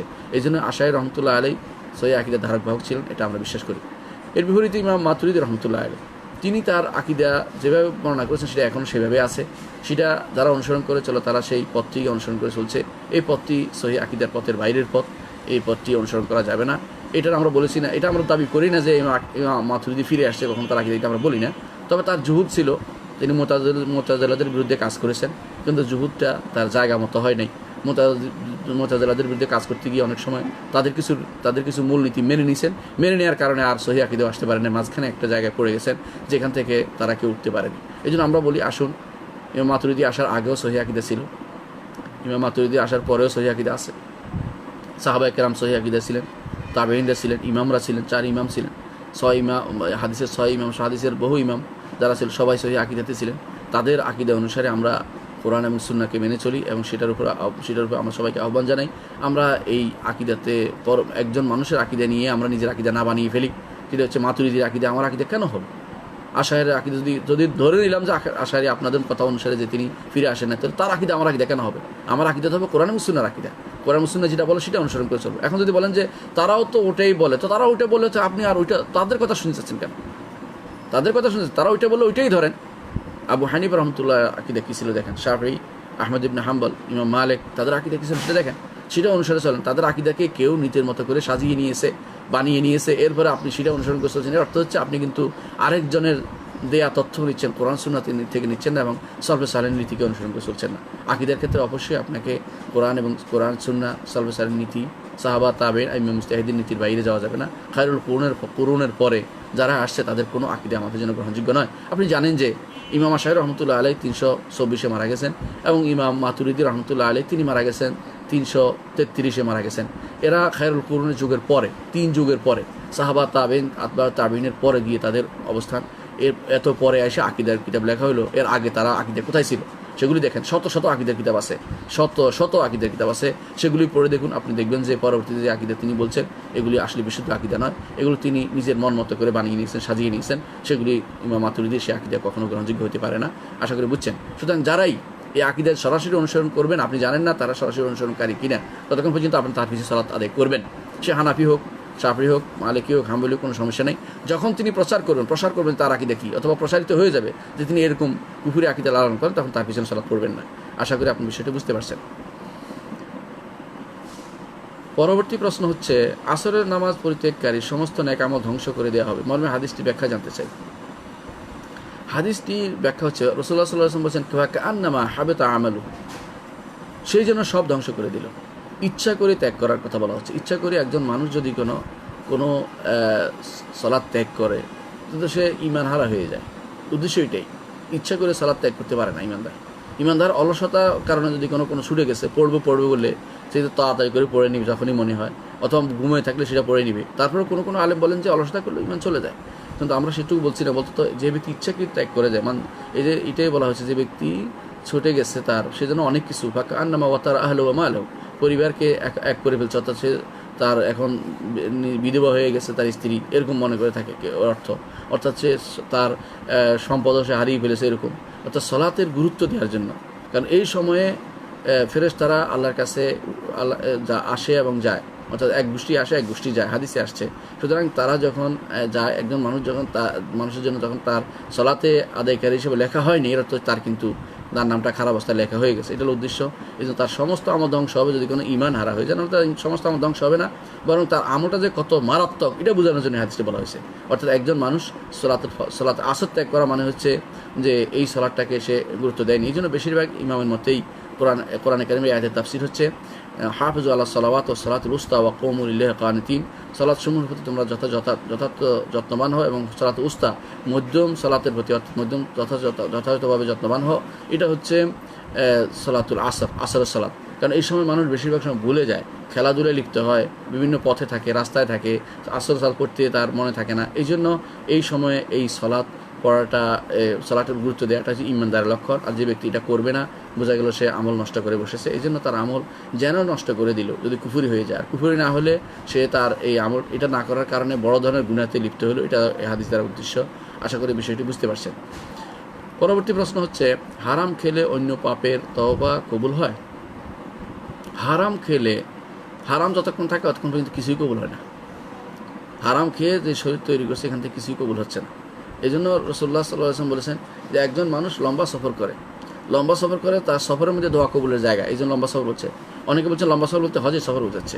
যাক, হজের সফর বা জিহাদের সফর লম্বা করছে, কিন্তু হারাম খেয়েছে, হারাম পান করেছে এবং হারাম শরীর তৈরি করেছে। ফাআন্না ইস্তাজাবা লাহু, তার হারাম কাপড় পরিধান করেছে, তার দোয়া কীভাবে কবুল হতে পারে? রাসূলুল্লাহ সাল্লাল্লাহু আলাইহি ওয়াসাল্লাম বলেছেন, এর অর্থ হচ্ছে হারাম খেলে তার দোয়া কবুল হয় না যতক্ষণ পর্যন্ত হারামটা তার থেকে যায়। হারাম হজম হয়ে গেলে, শরীর হয়ে গেলে, তার তওবার মধ্যে থাকলে আল্লাহ তাআলা তখন তার দোয়া কবুল করেন। আর যে হারাম যতক্ষণ থাকবে মুখে অথবা হারাম শরীরে আসে, এতক্ষণ পর্যন্ত তার দোয়া কবুল হচ্ছে না। তওবা কবুল তবে তওবা করে যেতে হবে। এমন যদি না হয় যে আমি যেহেতু হারাম খেয়েছি আর জীবনে তওবা করবো না, এরকম কেউ না বসে। হারাম খাইছেন, তওবা করেন, আল্লাহর জন্য, আল্লাহ দয়া পরবশে আপনি অন্তর দেখে আপনাকে কবুল করেও দিতে পারেন। এটা হচ্ছে এটা। কিন্তু যেটা বলছে রাসূলুল্লাহ সাল্লাল্লাহু আলাইহি ওয়াসাল্লাম, যেটা বলেছেন ফাআন্না ইস্তাজাবা লাহু, একজন মানুষ যখন হারাম খায়, হারামের উপর চলতে থাকে, পানিও হারাম, শরীরে থেকে গেছে এখন হারাম, কাপড়টাও হারাম, পরিধেও হারাম, তার দোয়া কিন্তু কবুল হচ্ছে না। রাসূলুল্লাহ সাল্লাল্লাহু আলাইহি ওয়াসাল্লাম বলেছেন। এর অর্থ হচ্ছে এগুলো থেকে মুক্ত থেকে আল্লাহকে আপনি যখন তওবা করুন, তওবার শর্ত হচ্ছে এটা হারামটাকে পরিত্যাগ করতে হবে। তওবার একটা শর্ত। আপনি জানেন যে তওবার শর্ত হচ্ছে যে হারামের মধ্যে আছে এটা পরিত্যাগ করতে হবে এবং সামনে করবেন না, এটা দৃঢ় প্রতিজ্ঞ হতে হবে, এবং যার মানুষের সম্পদ থাকলে ফেরত দিতে হবে। এগুলো হচ্ছে তওবার শর্ত। তো তওবার শর্তের মধ্যে এটা তো আছে যে আপনাকে এই কাজটা অবশ্যই পরিত্যাগ করতে হবে। তো আপনি যে হারাম খেতে থাকেন আর রাস্তায় বললে আপনার কাজ হবে না। আপনি সারাদিন সিগারেট খাচ্ছেন আর রাস্তায় বললে ভরতেছেন, আপনি কোনোটাই হচ্ছে না। হারাম খাচ্ছেন আর আস্তায় বলে পড়তেছেন, আপনি মদ খাচ্ছেন আস্তায় বলে পড়তেছেন, আপনি হারাম ঘুষ খাচ্ছেন আস্তায় বলতেছেন, কোনো কাজ হচ্ছে না এটাতে। এই জন্য হারাম জিনিসটাকে পরিত্যাগ করে তারপর তওবা করতে হবে। তওবা কবুল হওয়ার জন্য এই শর্ত, সেটাকে পরিত্যাগ করতে হবে আপনাকে। এখন যদি বলেন যে হারাম খেয়ে তো শরীর হয়ে গেছে, তওবা করেন, আল্লাহ সেটা সমস্যা নেই। তখন পর্যন্ত এইটা আল্লাহ তাআলা আপনার এই হুদিয়াবি হারাম দিয়ে শরীর হয়েছে, এটা আল্লাহ তাআলা পরিচ্ছন্ন করে দিবেন আপনাকে। যদি কোনো মন থেকে আমি আর খাবো না, আল্লাহ তুমি কবুল করো। কারণ শরীর তৈরি হয়, শরীর আবার পরিবর্তন হয়, আল্লাহ তাআলা পরিবর্তন করে দিবেন, সেটাকে পরিচ্ছন্ন করে দিবেন যদি আপনি তওবা করে যেতে পারেন। মন থেকে তওবা করে আর খাবেন না, আবার খাইলে আবার তওবা করবেন যদি কোনো অন্যায় হয়। বান্দার তওবা কখনো কবুল হওয়া বন্ধ হয় না যতক্ষণ পর্যন্ত দুই অবস্থা না যায়। একটা হচ্ছে একেবারে মৃত্যুর বড় শ্বাস চলে আসা, আরেকটা হচ্ছে পশ্চিম দিগন্তে সূর্য ওঠা। দুই অবস্থা না গেলে তওবা করতে পারবে বান্দা। কবুল করার মালিক আল্লাহ তাআলা। তবে যতক্ষণ পর্যন্ত হারাম সাথে থাকবে, হারাম লেগে থাকবে, হারাম মুখে থাকবে, হারাম পেটে থাকবে, ততক্ষণ পর্যন্ত কবুল হবে না। এরপরে যদি কোনো হজম হয়ে যায়, চলে যায়, এরপরে তওবা করে আল্লাহ কবুল করবেন ইনশাআল্লাহ, কোনো সমস্যা নেই। তবে সেটা এটাকে দৃঢ় প্রতিজ্ঞ হতে হবে যে আমি এই কাজটি আর দ্বিতীয়বার করবো না। পরবর্তী প্রশ্ন হচ্ছে, শেখ হাদিসে আসছে তাউন নামক মহামারী মদিনায় প্রবেশ করবে না। আবার হাদিসে বর্ণিত তাউনে মারা যাওয়া মুসলমানদের জন্য শাহাদাত। আমার প্রশ্ন, তাউন ছাড়া অন্য মহামারীতে মারা গেলে সেও কি শহীদ, নাকি শুধু তাউন নামক বিশেষ মহামারীতে মারা গেলেই শুধু শহীদ? কারণ মদিনায় তাউন প্রবেশ করবে না, কিন্তু অন্যান্য মহামারী প্রবেশ করতে পারে, যেমন করোনা। কিন্তু আবার বলা হচ্ছে তাউন মানে যে কোনো মহামারী, যেমন করোনা। তাই এই মহামারীতে মারা গেলে শহীদের মর্যাদা, আমার যদি একটু বিষয়টা বুঝিয়ে বলতেন। সুন্দর প্রশ্ন। তাউন একটা, আর আরেকটা হচ্ছে মহামারী, এটা আরেকটা, দুটো এক না, এক করা যাবে না। তবে একটা জিনিস, সমস্ত মহামারী তাউন নয়, তাউন কিন্তু মহামারীর অন্তর্ভুক্ত, অর্থাৎ উল্টাটা শুদ্ধ। অর্থাৎ যে মহামারীর মাধ্যমে মানুষ মারা যাচ্ছে অনবরত বিভিন্ন জায়গাতে, এগুলি হচ্ছে ভাইরাস জিনিস, ভাইরাস মানে দেখুন। আর তাউন হচ্ছে ব্যাকটেরিয়াল জিনিস, ব্যাকটেরিয়া ভাইরাস। আপনি বুঝতে পারছেন, ব্যাকটেরিয়া হয় কোনো মানুষ শরীরের মধ্যে হয়, এটা আস্তে আস্তে বাড়তে থাকে, ফুলতে থাকে, এটা শরীরের মধ্যে ক্ষত সৃষ্টি ইত্যাদি এই জাতীয়, এটি হলো তাউন। এটা মদিনাতে হয়েছে, তাউন মদিনাতে হয়েছে, বহুত মারা গেছে, এরা শহীদের মর্যাদা পাবে, হাদিসে আসছে। কিন্তু মহামারীতে মারা যাবে সরাসরি হাদিসে এটা আসেনি। তো তাউন যখন মহামারী আকার ধারণ করে, অর্থাৎ কোনো এলাকা পুরোটা এলাকাতে হয়ে গেছে, সেখান থেকে কোথাও যাওয়া নিষেধ, সেখানে আবার সেখান থেকেও যাওয়া নিষেধ, সেখানেও যাওয়া নিষেধ, এটা বলা হয়েছে। তো সেখানে যদি কোনো কেউ মারা যায়, সেটা তারা শহীদের মর্যাদা পাবে হাদিস অনুসারে। তাউন শহীদ হাদিসে আসছে, তাউনে যারা মারা যাবে তারা শহীদ হাদিসে আসছে। কিন্তু যেটাতে মহামারী যেটা লেগেছে এখন বর্তমানে, যেমন করোনা এই জাতীয়, এগুলোতে মারা গেলে শহীদ হবে, এটা কিন্তু স্পষ্টভাবে কোনো হাদিস দ্বারা স্পষ্ট বলা যাচ্ছে না। কারণ এগুলো, হ্যাঁ, তবে যদি এরকম হয়, যেহেতু এই এলাকায় তাউনের মতোই লেগে গেছে, এটা কোনো এলাকাতে যে মহামারীর মতোই, সেটা অর্থাৎ তাউনের মতো, অর্থাৎ ব্যাকটেরিয়াল মতোই তারা যাচ্ছে, ভাইরাসের মতো না, তাহলে সেটার কারণেও কিন্তু এই মহামারী যেহেতু তাউনে পরিণত হয়েছে, তখন সেটা ইয়ার হুকুম দেবে, শহীদের হুকুম পাবে ইনশাআল্লাহ। এটা হাদিস দ্বারা প্রমাণিত হয়েছে, আশা করি বুঝছেন। আর যেখানে আমভাবে পুরো এলাকায় মারা যাচ্ছে, তাউন না, সেগুলো মহামারী জাতীয় জিনিস, যেগুলো ব্যাকটেরিয়া কোনো এক জায়গায় আসে না, তো মাঝে মধ্যে এলাকা ভিত্তিক আসে, কোনো এক ব্যক্তিকে পাইছে, আরেক ব্যক্তিকে পায় নাই, ওখানে গেছে, পুরো এলাকাকে পায় নাই। সাহাবায়ে কেরাম যেমনভাবে তাউনে মারা গেছেন। কিন্তু আবার দেখেন বর্তমানে এই মহামারী যেটা আসছে, এটা করোনাতে ব্যক্তিগত পার্থক্য হচ্ছে। কোনো পরিবারে একজনকে পাচ্ছে, কোনো পরিবারে 10 জনকে পাচ্ছে, কোনো পরিবারে মোটেই পাচ্ছে না, কোথাও কোনো মানুষ অফিসে যাচ্ছে, কার সমস্যা হচ্ছে না। এর অর্থ হচ্ছে এটা বিশেষ ব্যাকটেরিয়াল, এটা হচ্ছে বিশেষ ভাইরাস জনিত জিনিস। এইটার কারণে মহামারীর কথাটা আসলে হাদিস দ্বারা, এটার কারণে শহীদ হওয়ার বিষয়টা হাদিসে সাব্যস্ত করা যাচ্ছে না এটা কিন্তু এই যদি তাউন আকার ধারণ করে, অর্থাৎ পুরো অনবরত এলাকার পর এলাকা শেষ হয়ে যায়, তখন সেটা যারা শহীদের মর্যাদা পাবে। আশা করি বিষয়টা বুঝতে পারছেন। আমাদের 26টা দোকানঘর আছে, এগুলো ভাড়ার টাকা দিয়ে আমাদের সংসার চলে, 40,000 টাকা পাই। এখন প্রশ্ন হচ্ছে, এই দোকানগুলো কি জাকাত দিতে হবে? জি, আপনার দোকানঘরে যে 40,000 টাকা পান প্রতি মাসে, এটা বছরে যত হয়, বছরে হবে 4,80,000 জাকাত দিতে হবে। কখন দিতে হবে জানেন? যদি আপনার এটা মাসে খরচ হয়ে যায়, পরিবার চলে, তো এটা জাকাত নেই, কারণ আপনাদের খরচ হয়ে গেছে, জাকাত আসবে কোথায়? যদি এইটা উদ্বৃত্ত থাকে এবং উদ্বৃত্তটা 1 বছর পর্যন্ত যায়, বুঝতে পারছেন? উদ্বৃত্ত ধরেন আপনার টাকা খরচ হয় না এত, আলহামদুলিল্লাহ আপনি কষ্ট করে কিছু ধারণ করে চলেছেন, আপনি 20,000 মধ্যে শেষ করেছেন মাসে, এর অর্থ হচ্ছে আপনি কিন্তু একটা বিরাট অঙ্ক জমা করছেন, শেষে বছরের শেষে দেখা গেল আপনার এটা নেশাব পরিমাণ সম্পদ জমা হয়েছে, তখন 1 বছর পর্যন্ত যদি কিন্তু থাকে, অর্থাৎ যেদিন থেকে এই আপনার হয়ে যাবে, নেশাব পরিমাণ হয়ে যাবে জমাটা, সেদিন থেকে যত টাকাই হবে সেদিন থেকে আপনার এটা জাকাত দিতে হবে, শতকরা 2.5 টাকা হারে জাকাত দিতে হবে। আর যদি এমন হয় যে খরচ হয়ে যায়, কিছুই থাকে না, তাহলে আপনার জন্য কোনো জাকাত নেই, আপনার এটা আপনি হচ্ছেন কাফাফ, অর্থাৎ আপনার জন্য লা ওয়াক্কাস ওয়ালা শাতাত, আপনি নিজে কমও নাই বেশিও নাই, আপনি এখন আলহামদুলিল্লাহ জীবনটা এইভাবে যাপন করতে পারবেন, জাকাত নাই, আবার আপনার কাউকে নিতে হচ্ছে না কারো থেকে, আপনি এখন সুন্দর পরিবেশে আছেন।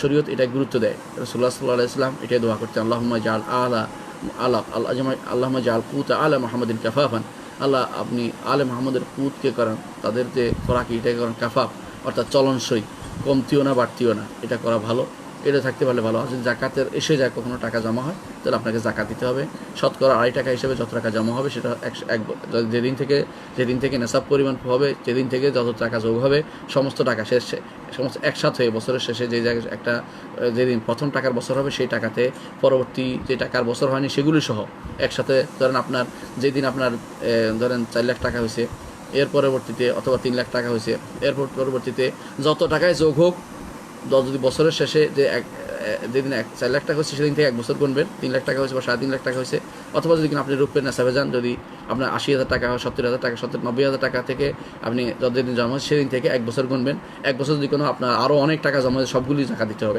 একসাথে, অর্থাৎ আপনি যদি কোনো যেদিন জাকাত দেবেন সেদিনের দিন পর্যন্ত যদি কোনো আপনার কাছে 5 লাখ টাকা 10 লাখ টাকা সেটা প্রত্যেকটা জাকাত আপনাকে দিতে হবে শতকরা 2.5 টাকা হারে। সেটার জন্য প্রত্যেক টাকার জন্য 1 বছর হওয়া জরুরি না, যেদিন থেকে নেশা হবে সেদিন থেকে যতটুকু জমা হচ্ছে সবগুলি একসাথে আপনার জাকাতের নিসাবের ভিতরে পড়বে, যেদিন জাকাত দিবেন সবটার জাকাত দিতে হবে। আশা করি বিষয়টা আপনার বুঝে আসছে। পরবর্তী প্রশ্ন হচ্ছে, কোনো বস্তু বা গৃহপালিত প্রাণীর ক্ষতি হলে বা মারা গেলে কেউ বলে থাকেন কোনো জীবন্ত মানুষের ক্ষতিটাকে আল্লাহ তাআলা এইসব ছোট ক্ষতি দিয়ে দূর করে দিয়েছে, এটা বলা কি ঠিক? না, এটা বলা এইভাবে দলিল নেই, এভাবে কোনো দলিল ভিত্তিক কথা বলা যাবে না, এবার দলিল ভিত্তিক কথা এটা অনেকটা মনে করে থাকে মানুষ যে মানুষ এই বড়টা থেকে না নিয়ে আল্লাহ ছোটটা থেকে এই জাতীয় জিনিস, না এটা ঠিক না, এইটা আসছে আল্লাহ এটা নিয়ে যাবে, এটা অন্য কোনো কারণে নিয়ে গেছে এটা নয়। তবে একটা জিনিস আছে, হলো বালা দূর করার জন্য একটা বুদ্ধি সদাকা দেয়া, কেউ সদাকা দিলে আল্লাহ তাআলা সেটার কারণে বন্দাকে এটা লেখা আছে, তার তাকদীরেরভাবে লেখা আছে সদাকা দিবে, এই জন্য তাকে আমি সুস্থ করে দিব, এইটা লেখা আছে, সেই হিসেবে আল্লাহ তাআলা সুস্থ করে দেন অথবা তার বিপদ থেকে তাকে বাঁচিয়ে দেন, ঠিক আছে। কিন্তু এর অর্থ মরে গেলে এটা বলবেন না যে আর বড় নিতে পারতো, ছোটো একটা নিয়ে আল্লাহ চলে এই জাতীয় নাউজুবিল্লাহ। এটা অনেকটা তারা বলে যে এই বলাকে তারা বলে যে এই জাতীয় আসছে, বিভিন্ন রকমের কথা বলে আর কি, তারা বিশেষ করে হিন্দুরা বলে এটা যে সে আসছিল মহামারী জাতীয় কিছু একটা, তারা বলে যে এটা নিচে ওইটা নেয় নাই, জম বলে তারা, জম আসছে, জমে একটা লয়ে গেছে আরেকটা নেয় নাই, এই জাতীয় হিন্দুদের কথা এগুলি বিশ্বাস করা জায়েজ হবে না, বরং আপনাকে বিশ্বাস করতে হবে যে আল্লাহ তাআলা এটা নিতে চেয়েছেন। আল্লাহ তাআলা বলছে, ওয়ালা নাবলুওয়ান্নাকুম বিশাইইন মিনাল খাউফি ওয়াল জু'i ওয়া নাকসিম মিনাল আমওয়ালি ওয়াল আনফুসি ওয়াস সামারাত ওয়া বাশশিরিস সাবিরিন, তোমাদের পরীক্ষা করার জন্য এটা করেছেন। আল্লাহ বলছে কীভাবে পরীক্ষা করে, বলছে ওয়ালা নাবলুওয়াকুম বিশাইইন মিনাল জু'i ওয়াল খাউফ, ক্ষুধা দিয়ে, ভয় দিয়ে, নাকসিম মিনাল আমওয়ালি ওয়াল আনফুসি ওয়াস সামারাত, সম্পদ কম দিয়ে, সন্তান সন্ততি কম দিয়ে, অর্থাৎ জীবন কারো সংহার করে, আমওয়াল আনফুস ওয়াস সামারাত, ফলাদি খারাপ অবস্থা দিয়ে আল্লাহ তাআলা আমাদেরকে পরীক্ষা করে। এই পরীক্ষার ভিতরে আপনি পড়ছেন, এখানে বড়টার কারণে ছোটটা নিয়ে গেছে, বড়টা রেখে গেছেন, এই জাতীয় কথাবার্তা বলা এটা হিন্দুদের জিনিস, এটা আসলে মুসলিমরা বিশ্বাস করতে পারে না। মুসলিমরা বিশ্বাস করলে এটা গুনার কথা হবে, গুনার কাজ হবে, এটা না করি অনেক সময় এটা কুফরি পর্যন্ত চলে যেতে পারে, যদি এটা তার বিশ্বাসে ধারণা হয় যে এইটা না নিয়ে ওইটা নিচে, এটা নিতেই হবে, এই জাতীয় নিয়ে যাবে, এই জাতীয় জিনিসগুলো বিশ্বাস করা যায় হবে না। আশা করি বিষয়টি বুঝতে পারছেন। আলহামদুলিল্লাহ আমরা দর্শক বন্ধু আপনাদের প্রশ্ন তো দিয়েছি, আমরা আজকে এই পর্যন্তই সীমাবদ্ধ থাকি। ইনশাআল্লাহ আপনাদের প্রশ্নের উত্তরগুলো ইনশাআল্লাহ আগামী কোনো পর্বে আপনাদের সাথে আবার দেখা হবে, সেটা তখন দেব। আল্লাহ আমাদের কবুল করুন। সুবহানাকাল্লাহি ওয়া বিহামদিকা আশহাদু আল্লা ইলাহা ইল্লা আনতা আস্তাগফিরুকা ওয়া আতুবু ইলাইক। আসসালামু আলাইকুম ওয়া রাহমাতুল্লাহি ওয়া বারাকাতুহু।